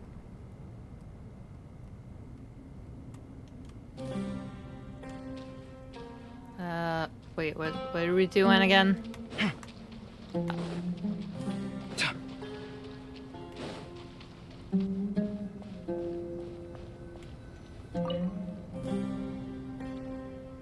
Okay, the materials are ready. We can proceed with the next phase. Cool, they can do their part. Alhaitham, how are you getting along? Most of the information in Aaru is written in ancient desert scripts. Some of this is written in a tribal language, while other parts seem to be a variant of an Oasis script, based on the glyph forms. Holy crap, they even have, like, ciphers for this text. Oh. Not lost to history, I hope. Some are. All we can do is infer the meaning based on the rules of related languages. Oof. Good thing we have a mighty scholar about that field. Thank goodness. Although, this section actually fills in some of the missing historical record. I'm transcribing it so we can bring it back to the Akademiya. After Aaru started up, 2 more lines of text appeared here. Can you read them? Humans may not read what is written by the gods, except by not reading. Victory should not be easy to attain, for it symbolizes divine wisdom. Knowledge must not waver, for it has external borders. Is this a clue to solving a puzzle? Or is it being symbolic? You can't read it unless you don't read it. Victory is wisdom. Knowledge is confined by borders. Wait, I think I've got it. It's a metaphor, isn't it? It's talking about... a chessboard. Wait, what? God damn it. You were right. The youth of today are skilled at solving riddles. Have the secrets buried in the desert not been unearthed over the years all the same? Since Aaru is a place reachable through wisdom, this day was bound to come sooner or later. I've always been against overly cryptic sentences. Don't you get tired of reading and writing all that? Ah, it's you 3. Just in time. We've been delving deep into Aaru, and now this board has appeared. I've heard this was how you'd while away your free hours. You must be quite the experts by now in that case. Maybe one of them is. It is true. King Deshret's chess games are some of the most well-loved of all his wonderful creations. If you have ever been to Safhe Shatranj, you may well be familiar with the chess pieces you see here. Is this chessboard supposed to be another visualization of the interior of Aaru, then? Naturally. Visitors, everything is ready. Only by completing the challenge on the board in accordance with the rules will you be permitted to overwrite Aaru. 1 second. It's not dangerous, is it? Dangerous? Why, yes, of course. Of course it is. I should be the one to go, then. Wait for me here. Sounds like the self-confidence of our present company has rubbed off on you. Don't be ridiculous. I'm your upperclassman, and that means I have to look out for you. I appreciate the sentiment, but a game of chess typically requires 2 players. It does have a point there. Besides, I'm sure they won't let things get out of hand. Keeping things relatively safe is in your best interest too, isn't it? Fair enough. I mean, you guys are controlling the difficulty, so please don't go too hard on us, all right? Ah, but Bennu said he wanted to put some respect into these whippersnappers. All right. All right. Thank you. Obviously, we'll still try to be careful. This doesn't seem like ordinary chess. Is the goal to defeat the opponent? No, you must enter the board and pass the trials we have placed there. Ready? Let's do it. Oh, cool. Is there some more combat involved? Unless I actually have to think about this. Oh boy, this might take a while. During the chess trial, Alhaitham and Kaveh must move separately, consuming action as they do to traverse the obstacles-strewn chessboard. The trial can only be passed once both Alhaitham and Kaveh reach the end. The areas that Alhaitham and Kaveh pass through will be marked. Alhaitham is unable to enter an area that Kaveh has marked, and vice versa. Returning to an area that has already been marked will remove the mark and return the actions previously consumed. Oh yeah, I think this was something that was implemented during reviewing Rear's past, where they were kind of represented by chess pieces themselves. So I think I'll be okay with this. Kaveh can move some of the pieces on the chessboard, but he can only push them towards empty areas. Alhaitham can activate some pieces on the chessboard to unlock certain areas. These areas then become passable. Ooh, boy. The first trial is posed by me. Oh, boy. I don't think this is gonna stop us. Ah, but the key to this game lies in working together. Otherwise, you will be deemed to have broken the rules. Looks like it's up to me. Marak, can you open it? Hooray! Marak makes King an Deshret's appearance. favorite primal construct. Living on in suitcase form, of all things.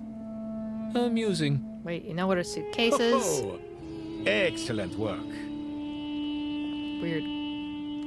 Okay, he said that Kaveh can move stuff. That will clear the way for Alhaitham.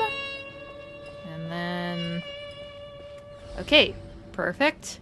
Whoop, almost went up overboard. Switch to Alhaitham. You can clear through just fine.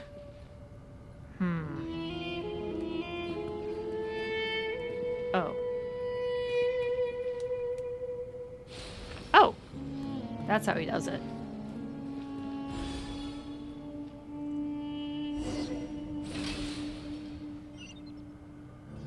Where the Now heck? is the time for my trial. Now, don't be nervous. I'll make it nice and easy for you. Really? Yeah. Thanks in advance. We appreciate it. I swear, if I end up, like, spending 20 minutes on some of these, I'm gonna be unsurprised. At least it's not like that Spirit Envoy Championship final. Oh boy, that was awful. I just did not know what to do for that. So, where do I start? I think I'll have to go use Kaveh for this. Or do I... Can I activate this? No, I can't. What about this thing?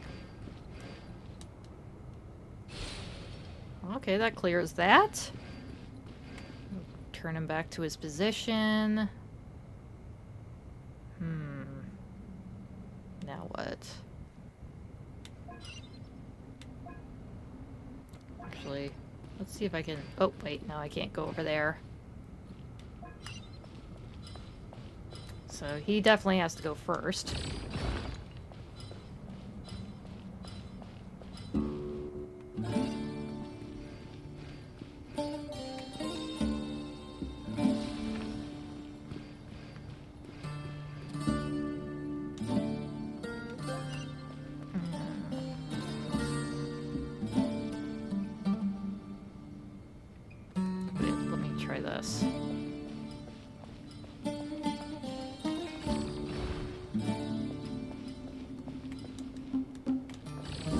Go.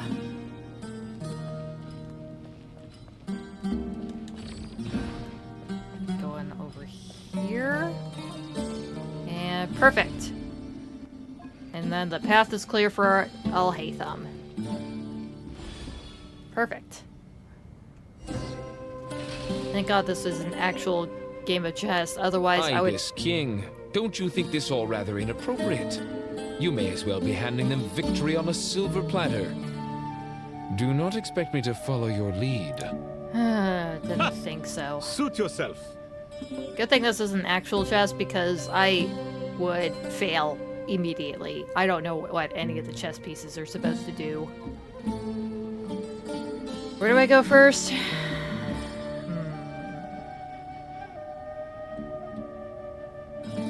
Switch to Kaveh first. Push this over. That way, Alhaitham can go up Nya. Activate. Anything else he can do while he's over here?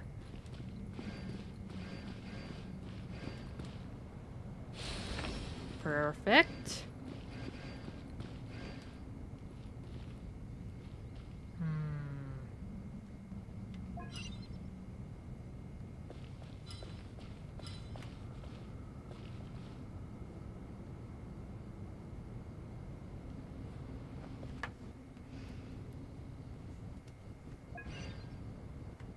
Shoot, he has to go up there. And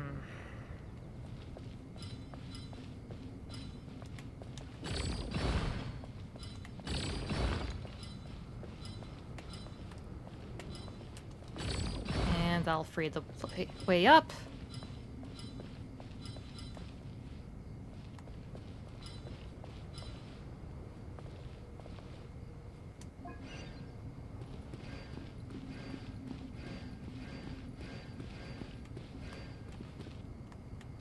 Nice.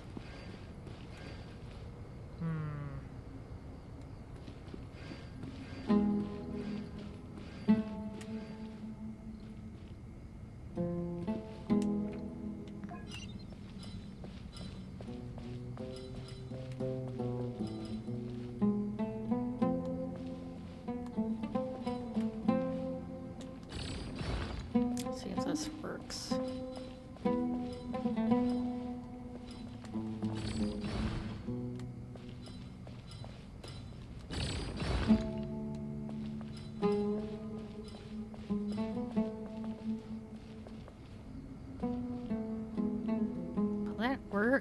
Strange time to catch up on sleep. Hey, I'm trying to think. Sleeping, I'm thinking. It's not that simple, you know.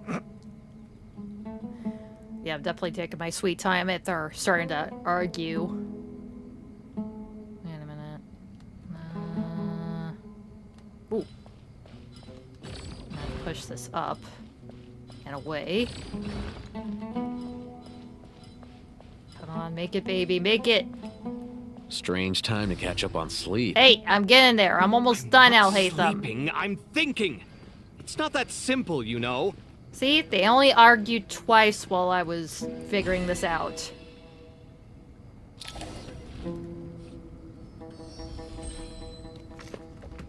Round of applause for me. Yay! Finally, it's over.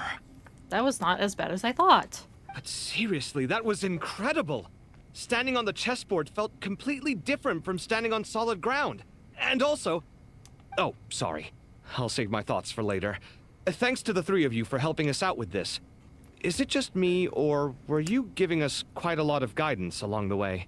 We made but a humble contribution. Yes, a humble contribution, you say. But, I mean, I guess you had to prove their intellect. You might as well try to give them a chance at proving that. Because, oh my god, they really need to do what they need to do next for this plan to work.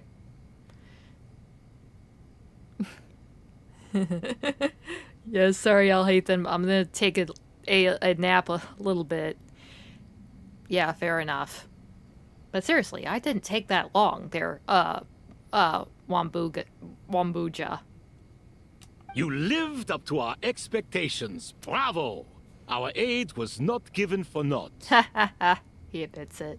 In addition to the existing functions, I'd like to ask you for another favor. Since Aaru's interference shield can cover the entirety of the mausoleum, it should be possible to extend its range even further. Perhaps you can find a way. So, building upon the existing functions to... I'm with you! Imagine for a moment. What would the ideal outcome look like if this function were compatible with the devices? I agree. This is the best solution possible. Please, everyone, we beg you to help us. Me, oh my. More? Well, since you ask so very nicely, I suppose... Goti? Kroko? What do you say? Naturally. I need to, like, keep a count of how many times he said naturally. It has to be, like... Let's go find Nahida! 10 by now.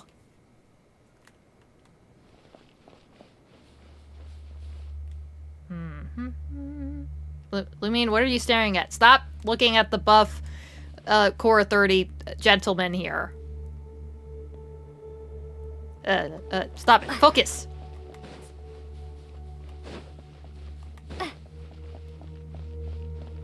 What up, Nahida? There you are. Miss Nicole truly is an angel. She shows great wisdom in guiding others, and she has already sent word to Natlan on our behalf. Oh, cool. She said that while the other members of the Hexen Circle are busy with important work, she is quite free, and she's more than willing to accompany the people of Sumeru for the entire journey.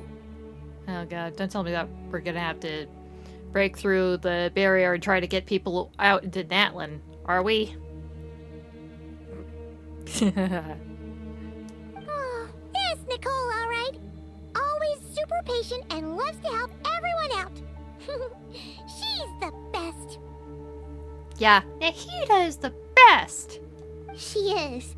So kind and enthusiastic. And Nicole. Yeah, Nicole's definitely the best at what she's doing. Well, time for us to get going.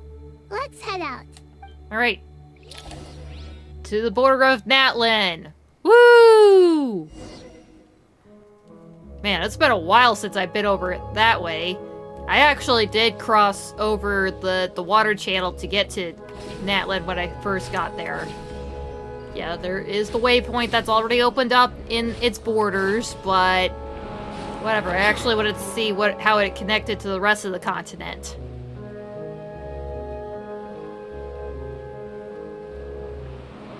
Woo! Whoop. Don't look at that.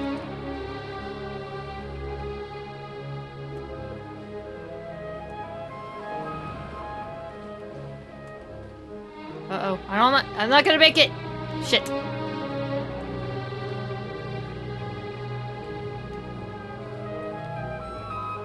Oh, wait, there was a...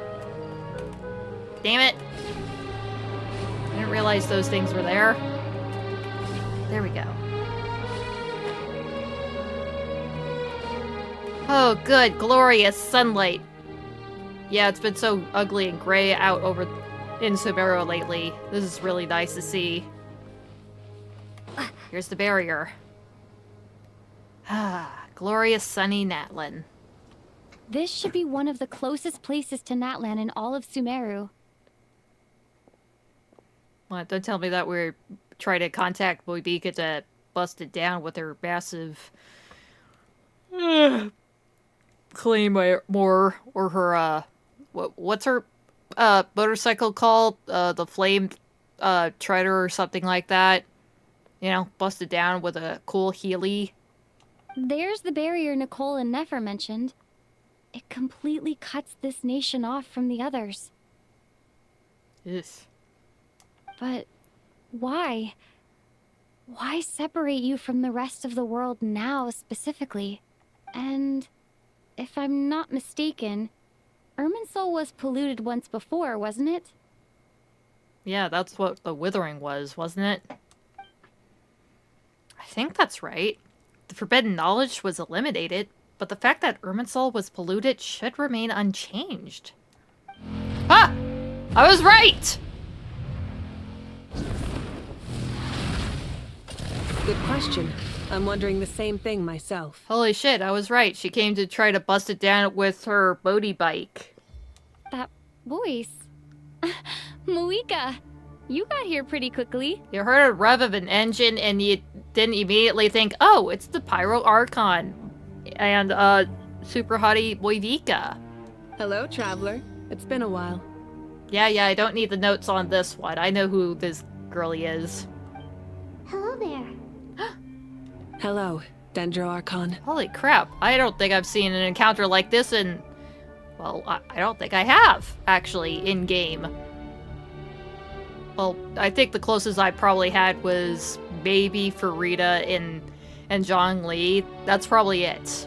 Because I kind of missed the lantern right where Zhongli and Venti got to hang out together for a little while. Begrudgingly. At least on Zhongli's behalf. Malika, I apologize for asking you to meet at the border on such short notice. I also apologize for not being able to greet you in person. The form in which you see me now is one carried by the Traveler. The real me is inside the Mausoleum of King Deshret, and I am reaching out to you with my mind from here. Yep, got it. No more explanation. You definitely don't need to exert yourself traversing the desert anymore in your frail state. Irminsul has been infiltrated by the Doctor. We must be on our guard, as he can spy on information in the world from within the tree. Fortunately, there is no record of the Traveler in Irminsul, and you are still within Natlan's borders. So we finally admit it. Doctori did, in fact, infiltrate Irminsul through his death. My records will be preserved in the Night Kingdom, rather than the ley lines. Ooh. As long as the Night Kingdom remains disconnected from the ley line cycle, the Doctor has no way of knowing my movements. So that's why we had to go over to the Natlan side of Sumeru. Exactly. So that they wouldn't be monitored. So by meeting each other in this way, the meeting essentially never happened. No wonder Paimon didn't come. You were concerned that her activity would be recorded by Irminsul. Aww. Well, then again, she doesn't seem to be affected like the Traveler. Seriously, what the fuck is Paimon? The Natlanese have heard about the situation in Sumeru. With the borders sealed off, merchants have been forced to stop their shipments. It's pretty serious, and you're the ones bearing the brunt of it. I'd like to address the question you raised at the beginning. I can offer a brief explanation, although it will sound rather cruel. I don't reach this conclusion gladly, but Irminsul predates the heavenly principles. It existed long ago, when the dragons of Natlan were at the height of their power. So even when the people of Sumeru became ill because of pollution, it was not a critical issue from the perspective of Irminsul itself. As long as it continues to function normally, the barrier will not be activated.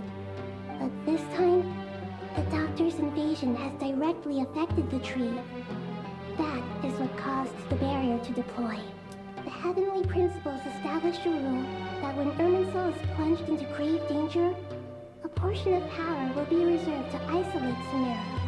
That way, even if Sumeru is destroyed, the outside world at least has some time to catch its breath. We'd certainly need it. The heavenly principles created almost everything that exists in Teyvat today. To them, Preserving the existence of the world and its inhabitants takes priority over protecting Sumeru. Meaning, protecting Sumeru now falls to you. Yes. My own power may be limited, especially compared to yours. But that doesn't mean that we're just gonna sit around and wait for the end. If necessary, I will utilize any and every means at my disposal.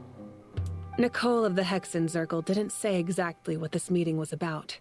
But after hearing everything you've said so far, I think I can guess where this is going. Well, yeah, basically, Dori can't... basically, if Irminsul's kind of like the information hub of all Tibet, basically, whatever happened in ancient Natlan, they're basically kind of on their own system. I think literally, like, the first of all the angels decided to become basically a Irminsul hub herself. So, yeah, obviously they wouldn't be... Dori wouldn't be able to sense what they're doing over in Natlan. So, perfect place to actually go there. But who knows if they could tamper him back, but I doubt it. Considering that any protections of the Night Soul Kingdom pretty much stops at Natlan's borders, they're pretty much powerless otherwise outside them. That's right. Nahida and I discussed it at length. We both know how presumptuous this is, but... Oh god, so are they going to say that maybe we should extend the Night Soul's Kingdom to envelop Sumeru now? Holy shit, that's huge. You need the Pyronosis, don't you? Oh, right, she still has her Gnosis. Capitano didn't claim it. Nobody claimed it. Nobody came to try to pick up the Gnosis at all. So she still has her authority. Yes, you guessed correctly. Okay, that's still pretty huge. Originally, I only intended to borrow it, but the situation is far graver than I foresaw. So instead, what I ask of you is to please give the Pyronosis to Sumeru. Holy shit, that is a huge ask. Why do you sound so nervous? There's no need to be shy. Surely a Gnosis is pretty important to a god. Well, obviously. Well, then again, Venti said that basically he wasn't really drawing that much power from his Gnosis, so... Who knows how much Moivika actually needs hers? Matter of fact, what the hell is the Gnosis good for then? Anyway, sure, it just proves their authority over their Archonhood. And it's just like a massive battery. But they seem to be drawing energies from other places because, well, some of them were already pretty high level beings as it was, like Borax, whatever the hell he was before, Heaven's Star, whatever that means. And he already sounded pretty much as like a huge thug before he even became the Geo Archon. Even Raiden A was pretty was already powerful. Well, A was. She was pretty much just as capable of her sister, more battle hardened than her sister. Or anyway, Makoto. Before she even became a Archon herself. Seriously, what the hell? Sure, I guess it's a power buff, but honestly, they probably don't need to rely on it.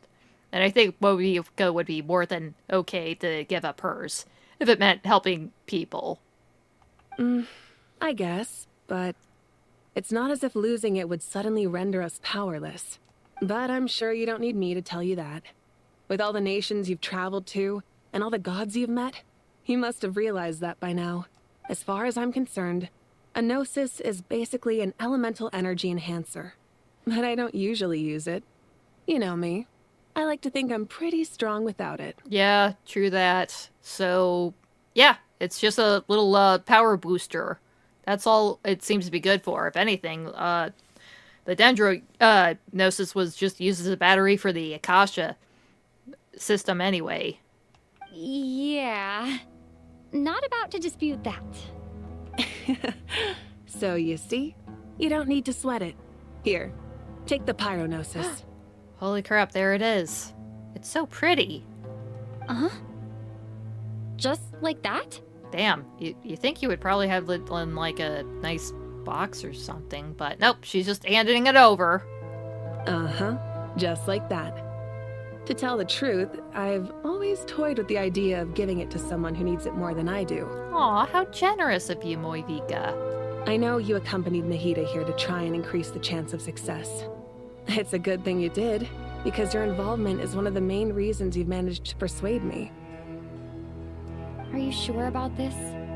Handing over your gnosis just because of me? I won't try to quantify it, but trust me. Handing over the gnosis to Tighnari is far from the craziest idea I could think of. Besides, even if you hadn't come here personally, I think I still would have agreed to Nahida's request. Aww. Irminsul doesn't just affect Sumeru. It impacts all of Teyvat. I know all too well how difficult it can be to protect the things you care about. So logically, morally, or however you want to cut it, helping you is the right thing to do. You don't need to tell me the specifics of your plan. Where the gnosis is involved, the tighter the secrecy, the higher your chances of success. Moika. Aww. My heartfelt thanks go to you and the people of Natlan. Don't mention it. But now for the hard part. How do I actually give it to you? The Irminsul barrier is right in the way. I got the feeling that Traveler's just gonna stick her hand out and it's not gonna do nothing. I have an idea.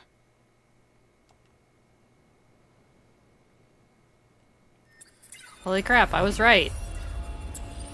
Holy shit, she just walked right past it. Holy crap, she's outside of Sumeru. Just as I thought. Incredible. What did you do? Just made a lucky guess.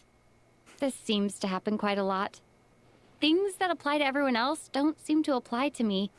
I figured the same might be true here. Irminsul usually produces effects based on the records it holds. Since the Traveler is a descender, Irminsul contains no records of her, and thus has no way to impede her. Is that right? You really are full of surprises. Catch. Whoa! Dude, don't just be tossing around like it's a useless bauble. That is like one of the most important things that we need right now. Thank you, Moika. Thank you for trusting us with something so important. All right. No need to get so formal. It's not like we're strangers. Besides, there's still one problem. You might be able to pass through the barrier, but I don't know about the Gnosis. Any other surprises for us, Traveler? Let me try something. Don't tell me you had to hide them in your... Just go ahead with your plan. Just go ahead. I have the Pyronosis in my hand. It feels strangely ordinary. Not particularly heavy. And yet, this tiny thing symbolizes the mighty authority of a god. I need to think hard about my memories of Pyro. My memories of journeying through Natlan. All those important experiences I've had.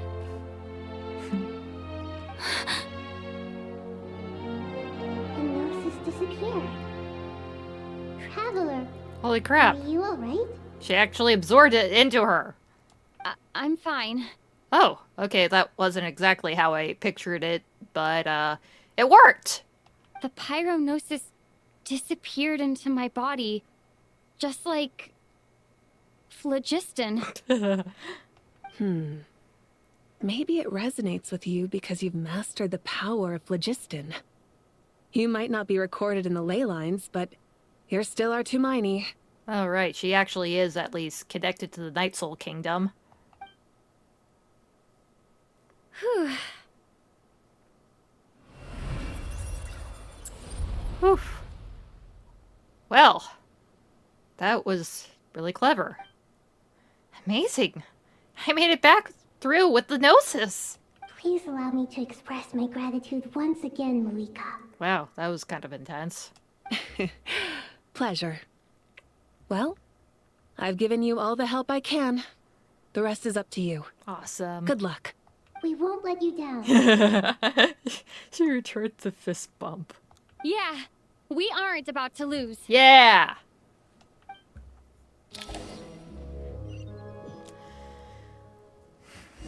Well, we have to have pretty much all our pieces together, right? We had, like, the terminals made.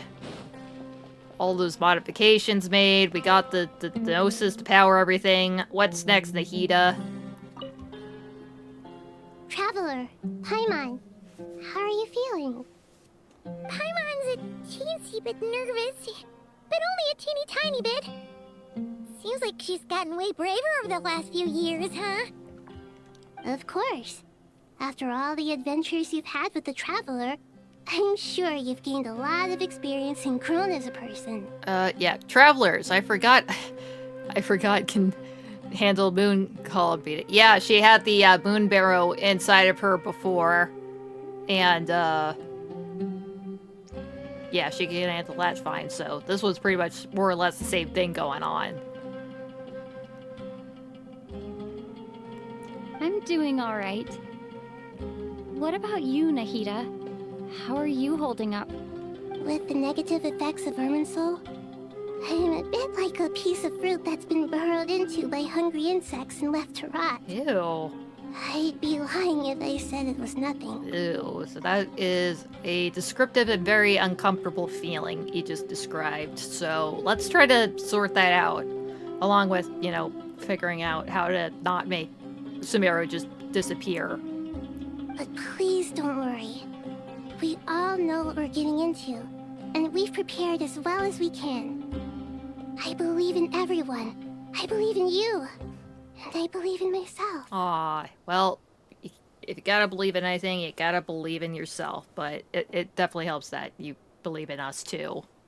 Stoking the fire inside oneself is certainly one way to live. But knowing when to rely on one's companions is also a form of great wisdom. I've been quietly learning little things from everyone, like plucking tufts of fur from a sumpter beast. Me too. With the constant traveling, I'm always learning and growing. That's the journey of life. Yeah, not to mention that just basically kind of described how the vibe was in Natlan. Just all these tribes and different ways of lives and people just working together for a mutual goal. Probably took 2 to 3 hours to finish after this. Wait, 2 or 3 hours after this? Yeah, I was thinking that I'm pretty much just as far along in this stream like I was last time, 3.5 hours. So, oh boy. I was thinking that maybe I should probably stop right after this before things get too heated. I kind of figured, I'm pretty sure you said that you've already went through all this, so you definitely have to gauge that I would probably, how long I'm probably going to do this, especially given how, you know, just how I've been proceeding. I'm just gabbing to myself, just trying to remind myself what the hell even happened. Thankfully, we have the guide here, which I've, I don't know, used all 3 times. But yeah, I was probably thinking I was going to probably call it after this scene or so. I think there's someone else here who would share that sentiment. Oh! Hi, Wanderer. Don't worry about what I think. I was just passing by and happened to overhear your conversation. What are you talking about, Hat Guy? This is the top floor. No one passes by the top floor. There's no top floor when you're Wanderer. He could fly, bitch. Just like you. Probably not as good, because you have very rarely touched the floor. Seriously, I wonder what good your legs are, other than keeping extra Mora in your boot. Says who? You can fly just like I can. I would have thought it makes sense to you of all people. Man, seriously, why is it that I could just predict what's gonna be said next? I don't know why, but I feel a little more relaxed now. Also, it's really nice to actually hear Traveler speak a little more. It was so incredible just the amount of lines that she probably just did in the first part of Nodcry was probably just as much as she said in every previous version of every previous patch beforehand. So nearly 5 patches worth of dialogue. She's actually said just about the same amount in just one patch. It shows that you feel comfortable laying down your burdens in our presence. It means that Sumeru is a place you can trust, where you know we have your back. Yeah, I could definitely rely on that, except for traversing it. Well, it could be sketch sometimes. The desert could be a little shit, though. Thank God I don't get heat screwed. That would have been really bad if that was a mechanic here. And we feel exactly the same way around you. That's what it means to be friends.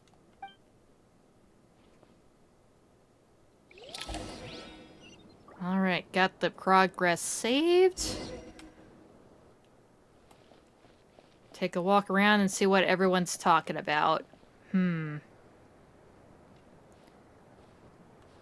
Yeah, I think I'm probably gonna call it quits here and just, Should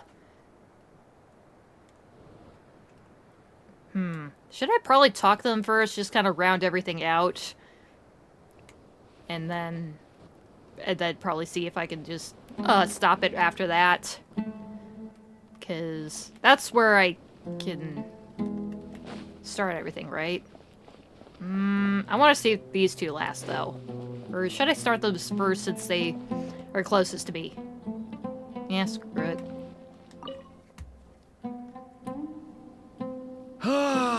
It's finally done.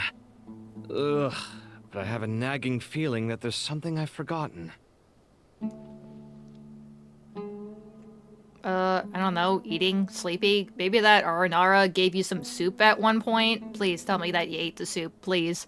You've been working so hard. Please eat something, Kaveh! Oh, there you are. Everything wrapped up on your end? Okay, fair enough. That was a pointless question. We were working in tandem, after all. You must really be exhausted. Well, it's been a busy day for both of us. When work ends, you clock out. No looking back. Yeah, we're definitely due a break. Probably a little late to start drinking now, though. I'll stick with water. Yeah, if anything, we're still in the middle of the desert, mind you. Might as well try to get your agua in ya. No alcohol, please. I don't need you dehydrated. Also, this is very crucial. What if something ends up getting busted up in the works? We don't need to deal with a hungover Kaveh to try to solve our problem. Stick to water, if you can find any. Here, this one's for you. Thanks. You want a bite to eat? I can grab us something. Or wait, I think there's a stove nearby. Let me take a look. Are you nervous? A little, yeah. Unlike you, it seems. How are you not feeling at all nervous? Because everything that happens next is beyond my individual control. I don't worry about things I cannot influence. What do you mean, cannot influence? You're the one who came up with half of the strategies we ended up using. There's only so much I can do. I was only doing my duty. Was it like this last time, too? You mean with Azar and his accomplices? Yes and no. The situation back then was easier to control, but we weren't as prepared as we are this time. So the enemy is stronger, but so are we. Whoa, that was a crazy shot there. Because there's literally nothing beneath their feet there. That is a huge drop. Sorry, continue? I still vividly remember the way you interrogated me in the library after the fact. Where were you when Sumeru needed you most? If your memory is so vivid, you might also recall that it was you who came looking for an argument. You're often the one who initiates these things, you know. I came for a conversation! I didn't know it was gonna turn into an argument! Anyway, at least I showed up this time. So, what do you think? Yeah, I'm not really sure what use you would have been would have served during the initial Sumeru quest, but I am definitely glad that you're here now. You were definitely very crucial for this operation to work out. What do I think? I think we're certainly better off for it. It's good having me around to help out, huh? Absolutely. As a citizen of Sumeru, you displayed a remarkable sense of responsibility in the face of disaster. Certainly feels that way. I just shudder to think how the world would have ended up if we hadn't gotten control of the situation. So, do you think this is what impending disaster looks like? The sky is so clear, and there isn't a whiff of decay or destruction in the air. It's hard to imagine that the fall of humanity could happen on an ordinary day like this. Awful things happen all the time. Sometimes people can stop them, and sometimes they can't. What you and I have done is increase our chances of stopping this one. Lofty ideals may provide no defense at all against nihilism, but perhaps little decisions can. Oh, nothing. It's nothing. I hope everything works out tomorrow. It will. As long as we stick to the plan, our chances of success are good. It's really strange. You're my junior, yet you always seem to act more like an upperclassman than I do. Yeah, I definitely feel like that, but then again, Alhaitham pretty much knows everything about everything. I think it's mostly a matter of temperament. That too. Ugh. Walked right into that one, didn't I? No consolation for this guy. Let's see, what about everybody else? Where the hell are they? Are they down below? Where the hell are they? Oh my god, there's a lot of them.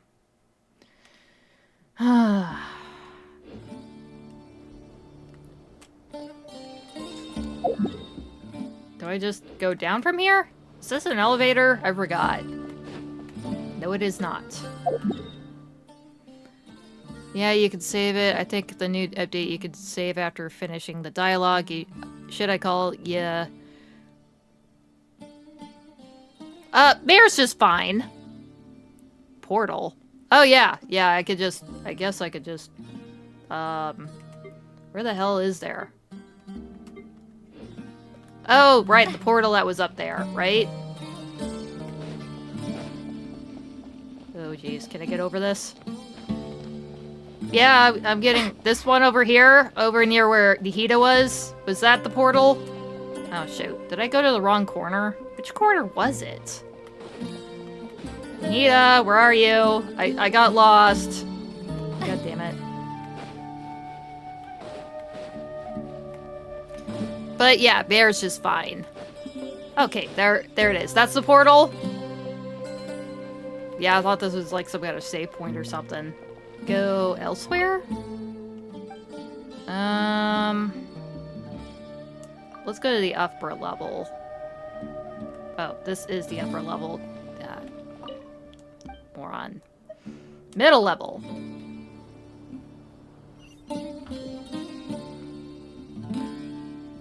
Yeah, I didn't know what I thought that was or something. I definitely remember that was kind of like the save point or whatever. But no, it was a portal. Hey guys. We'll make our move after sunrise tomorrow. Good. Is everything ready? As much as possible. That'll be enough. Don't let the pressure get to you. We'll take things one step at a time. That's how we've always done it. Master Tighnari! Mr. Cyno! So this is where you were. Oh, she brought drinks over. I brought some juice and some water. Would you like some? I know how easily you get dehydrated in the desert, so you should definitely have some water. In which case, I'll have the juice. I gotta ask, though. Who's on juice-making duty at a time like this? Madame Faruzan said she was feeling a little nervous, so I told her about the automatic juicer my friend invented. She took it right off me and started making carton after carton of juice. Oh, she must be very interested with this automatic juicer. A juicer? Did Sucrose send that to you? Sucrose? Ooh, nice. Thank you, Sucrose. Yeah, I hadn't had the chance to try it out before this incident occurred, but I couldn't bear to leave it behind in Gandharville. Of all the fucking... I thought we were supposed to take the essentials. I think we're perfectly capable of just eating the fruit. Then again, I guess it would be easier for digestion if you just drank the juice, if you could. Rather than wasting energy digesting the fruit pulp. But I might be overthinking it. Why'd you bring a juicer into the desert, of all things? I'm sorry, Collei. I didn't mean to yell, but still, that was very sweet of you to not want to leave behind your friend's gizmo. But at least it had served some purpose here. The juice is very sweet. I think so too. Of course it would be sweet. It was made from a device that Sucrose made. Collei, how are you feeling? Physically, I'm okay, but it just still feels strange to me. Why would a great power like this come to someone like me? That is a good point. Again, there were probably countless other people that got injected with god remains, probably the same exact ones that were sourced from the goddess of flowers, but somehow she's got this ability. Who knows? Maybe they secretly do too, but it just seemed to resonate within you the best. I know the feeling well. That same question ran through my mind every day as a kid. At least now, you have someone who can relate to you. Aw, yay! Possession buddies. All the more reason that you should apply for Spontamod. Tighnari fiercely opposes the idea, though. Wah. Those two things are completely unrelated. What are we all chatting about, Would anyone like any juice? Oh, you have some already. Don't tell me that you have like a dozen cups on you, do ya? I had some earlier, ma'am. Maybe give the extra to someone else? Very well, very well. I shall be off then. That's it. Okay, our little dose of Faruzan, everybody. Yay! There's this enormous power, and then there's little old you. You feel like there's no connection between the two. And that sense of dissonance is difficult to get used to. Yeah. But after all this time, I can't believe this stuff still gets to me sometimes. Makes me feel a little childish. Collei, just because we normally keep the conversation light doesn't mean we can't discuss deeper issues. I don't think it's childish at all. You were the victim of a terrible crime. It's normal to struggle with the fallout from it. You have absolutely nothing to be ashamed of. Aww. My professor once told me that no incident can be considered truly resolved until the victim says it's over. Yeah. Your rage and your pain are completely justified. Thanks. Miss Nicole said that the same god remains which were once used to inflict so much pain upon me have now become a weapon with which I can protect everyone. It's like my own personal kind of evolution. Every innocent person who's been hurt needs time to realize that it wasn't their fault. I was the same. But it's all about to be over. Tomorrow, it ends for good.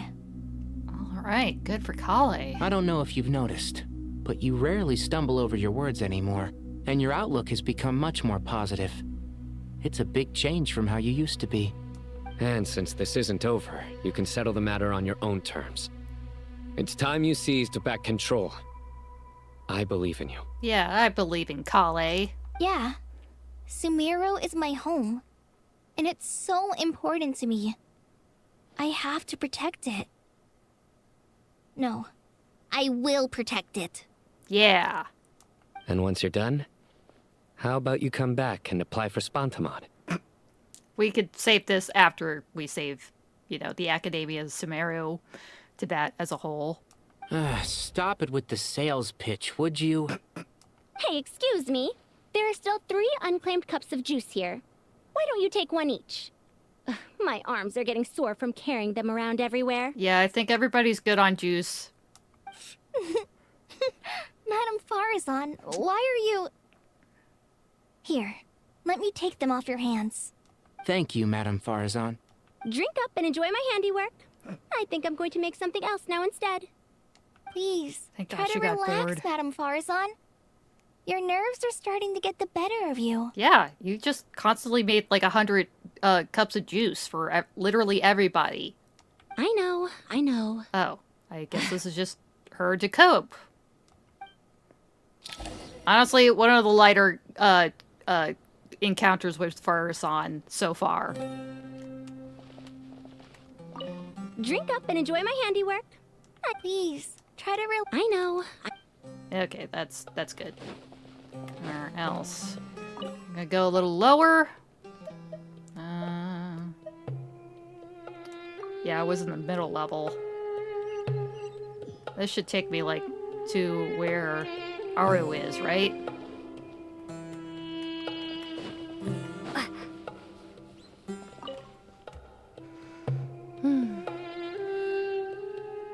Something on your mind, Miss Nefer? Nothing in particular.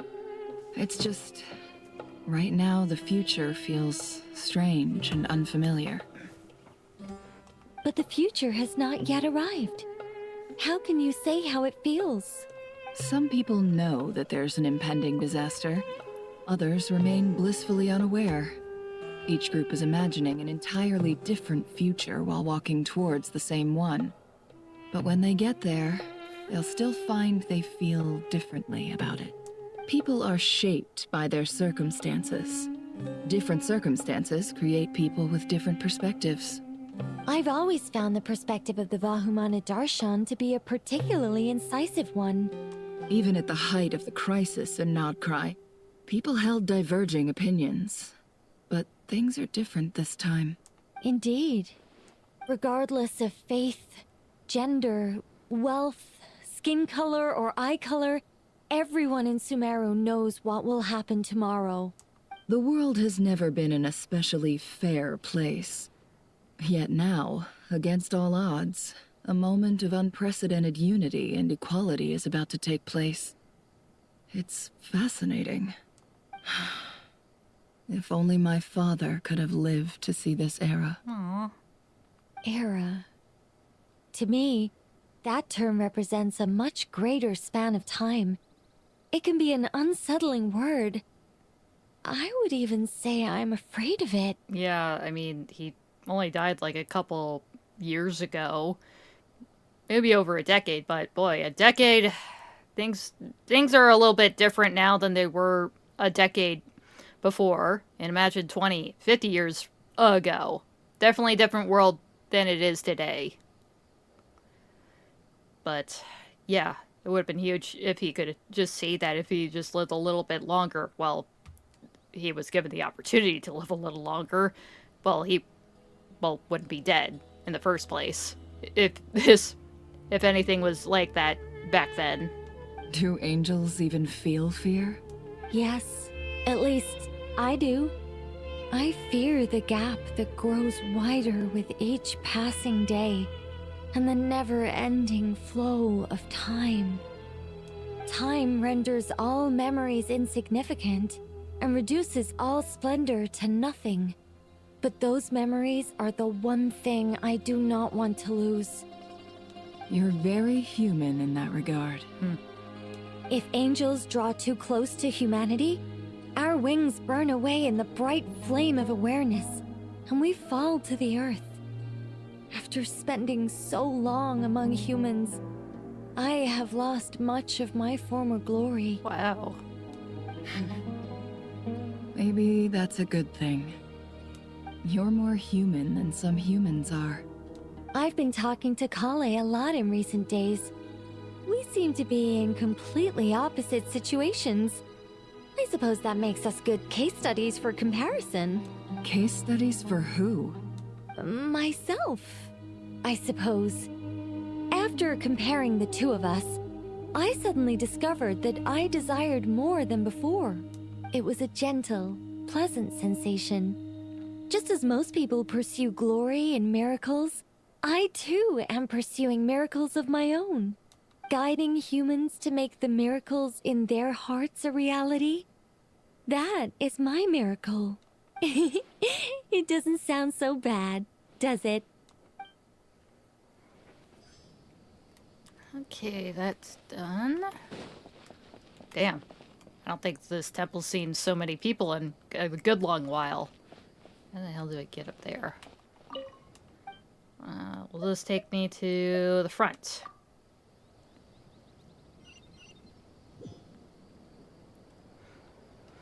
Where else? What the hell?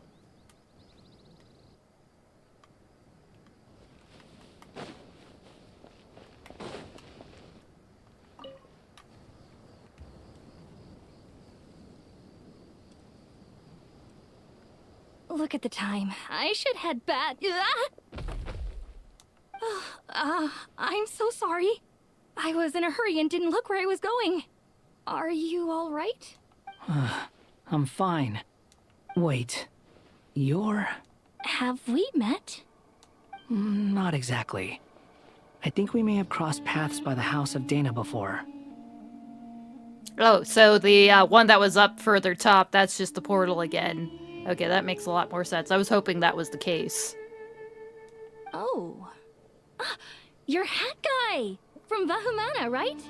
You recognize me?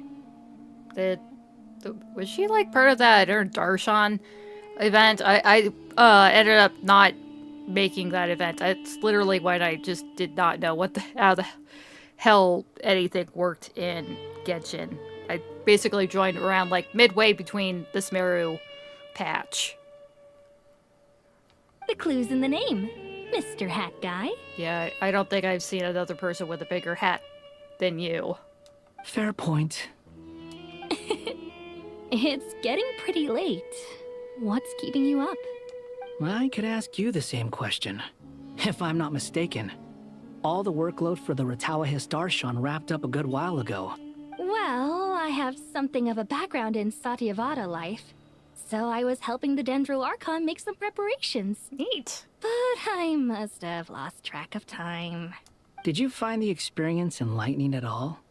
Honestly, it was tedious and uneventful at first. But eventually, I think I did sense some profound truths. But they also brought a lot of suffering with them. I was told that I even shed tears while I was meditating, though I have no idea why. Sorry. I hope I'm not scaring you. Not at all. It just proves you're very accomplished in your research. Wait, was she like the first person that we met in Sumeru while in the quest? Was she was the one that was like in the cave just meditating? Is that who she was? Well, nevertheless, it's pretty cool that Wanderer's having a normal conversation with another scholar. Good night. I wish you all the best for tomorrow. Aw, that was really sweet. Thank you, sir. You too. Regardless, that was probably one of the more wholesome moments with Wanderer, not being snide or bratty or anything like that. yeah, thank you for greeting, Shadowcar. Let's see, I think there's probably one or two more people to talk to. Hey, ladies. God, I haven't seen Candace at all, pretty much. Too bad we've got a fight tomorrow. Could really do with a stiff drink. I said the same thing with coffee. No alcohol. We have to be in top form for tomorrow. Also, we finally get to actually have Candace do something here. I mean, she was definitely doing plenty of other things that were very important in the background, but we finally actually get to hear her talk. Let us pray instead. Thank you for that. Prayer. How nostalgic. Lord Sangama Bay. Came to get some fresh air too, did ya? That's right. Actually, I was hoping I might run into you, Deyha. I wanted to let you know that I've stocked up on that perfume you said you were so fond of. Ooh. No, really? I'll take two. Any chance of a friends and family discount? I knew you'd ask that.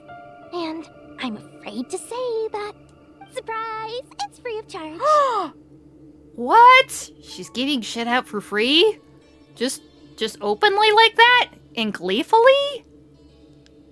That's very generous of you, Lord Sangama Bay. Does this mean you've made a fortune in Nodcry? Nope. Turns out it's not that easy to turn a profit there. I even ran some assorted losses. But anyway, that has nothing to do with why I wanted to give you and Deyha a small gift. Remember that merchant caravan you two rescued in the desert last month? That was transporting my goods! Oh, so a little gift for doing that. Solid for protecting your wares. No way! I had no idea that was your shipment. Explains the, eclectic mix of goods, though. Lord Sangama Bay's investment in the desert and generous stockpiling of goods has helped many people over the years. The shelters you funded especially have made life a little easier for the children and the elderly. Wait, how did you know about that? Oh, I see. Nefer told you, didn't she? Wait, was that like that well known? But yeah, she did come from not less than ideal circumstances, so of course she has to give back somehow. God, no wonder why she probably charges out the wazoo for people that actually probably do have money. That pesky lady. Aren't intel brokers at least supposed to charge for divulging people's secrets? The one thing you didn't want people to know about you. How shameful that you run orphanages and homes for the elderly. She and Candace go way back. It's normal for close friends to share things you wouldn't tell to everyone else. Ah, so they do have history together. They did know each other at some point. Sure, but why did they have to be things about me? That's how Nefer shows that she cares. She wishes for all of us to know what a generous person you truly are. It must be hard trying to make a living far away from home. Just because we can tell what kind of person you are doesn't mean everyone else can. Well, maybe her intentions were partly good, but I don't think that's the full story. I'm sure she enjoyed knowing how much it would annoy me. I'm telling you, Nefer's got a mean streak. Definitely with you on that. Does praying help you stay calm? Defending one's home is a just cause. My heart is filled with a mix of anger and hope. Anger. You know, being able to get angry is a good thing.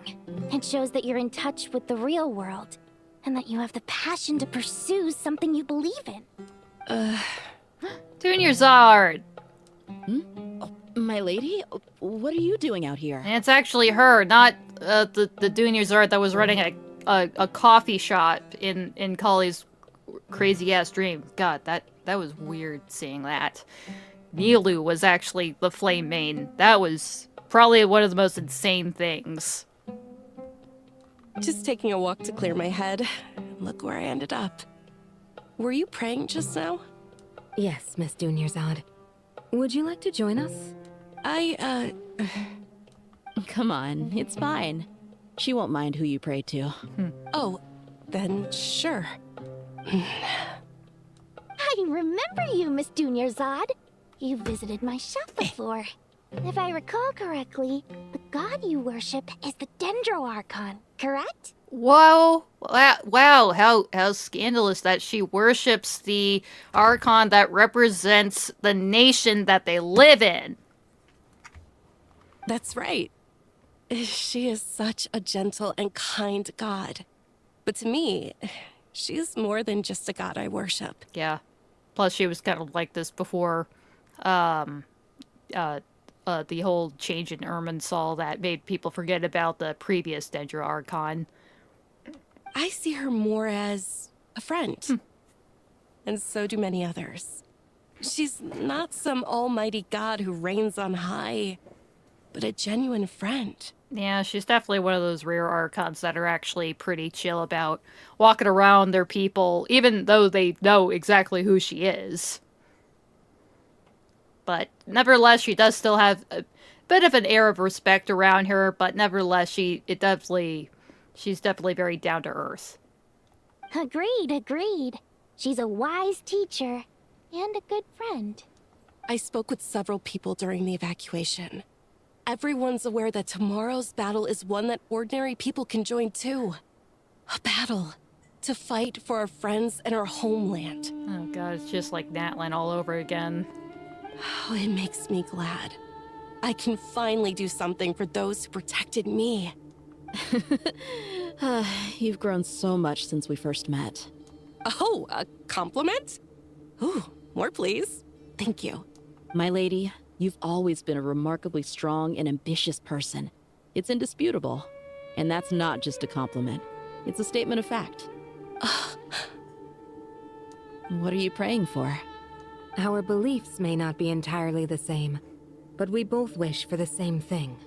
I pray that everyone will rise to the challenges ahead and return safe and sound. I pray for the safe return of all my companions. Aww, that's really sweet. That's all we all really hope for. Alright, are these just the portals that are marked right here? I feel like that's probably it.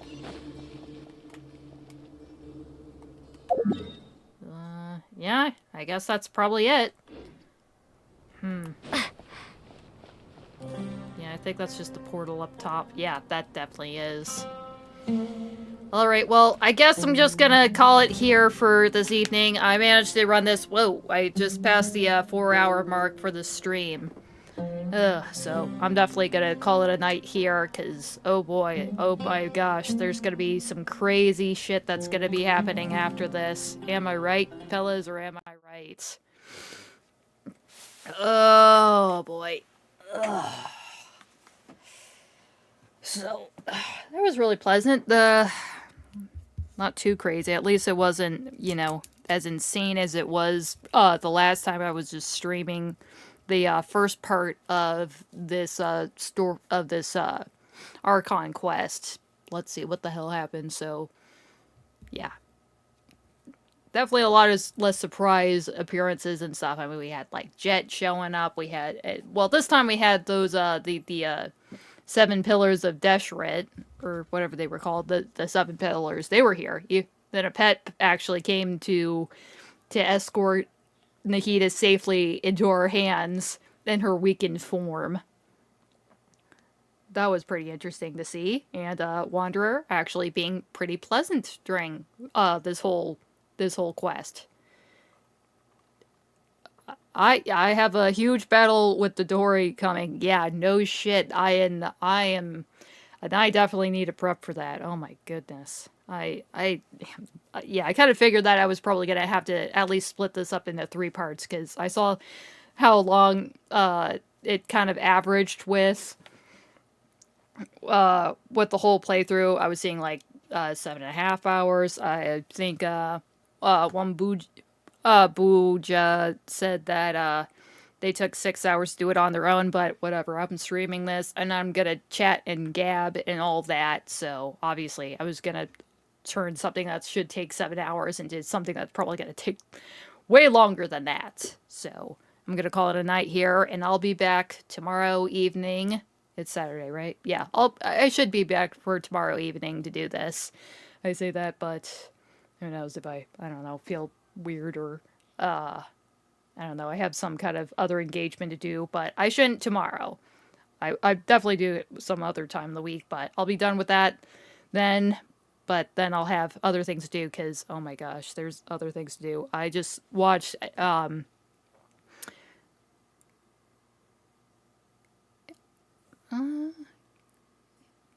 it's okay, Bear. Yeah, thank you for saying that, but honestly, this is probably like the most I really get to talk anymore right now. So, oh my goodness. Just thinking about, well, I'm gonna probably finish this off tomorrow evening, and I just watched the HSR preview for the next update, and oh man. Yeah, thanks for the stream. Yeah, thank you for being here. I appreciate it for you showing up for 2 streams, in fact. I really appreciate that. You've been very nice.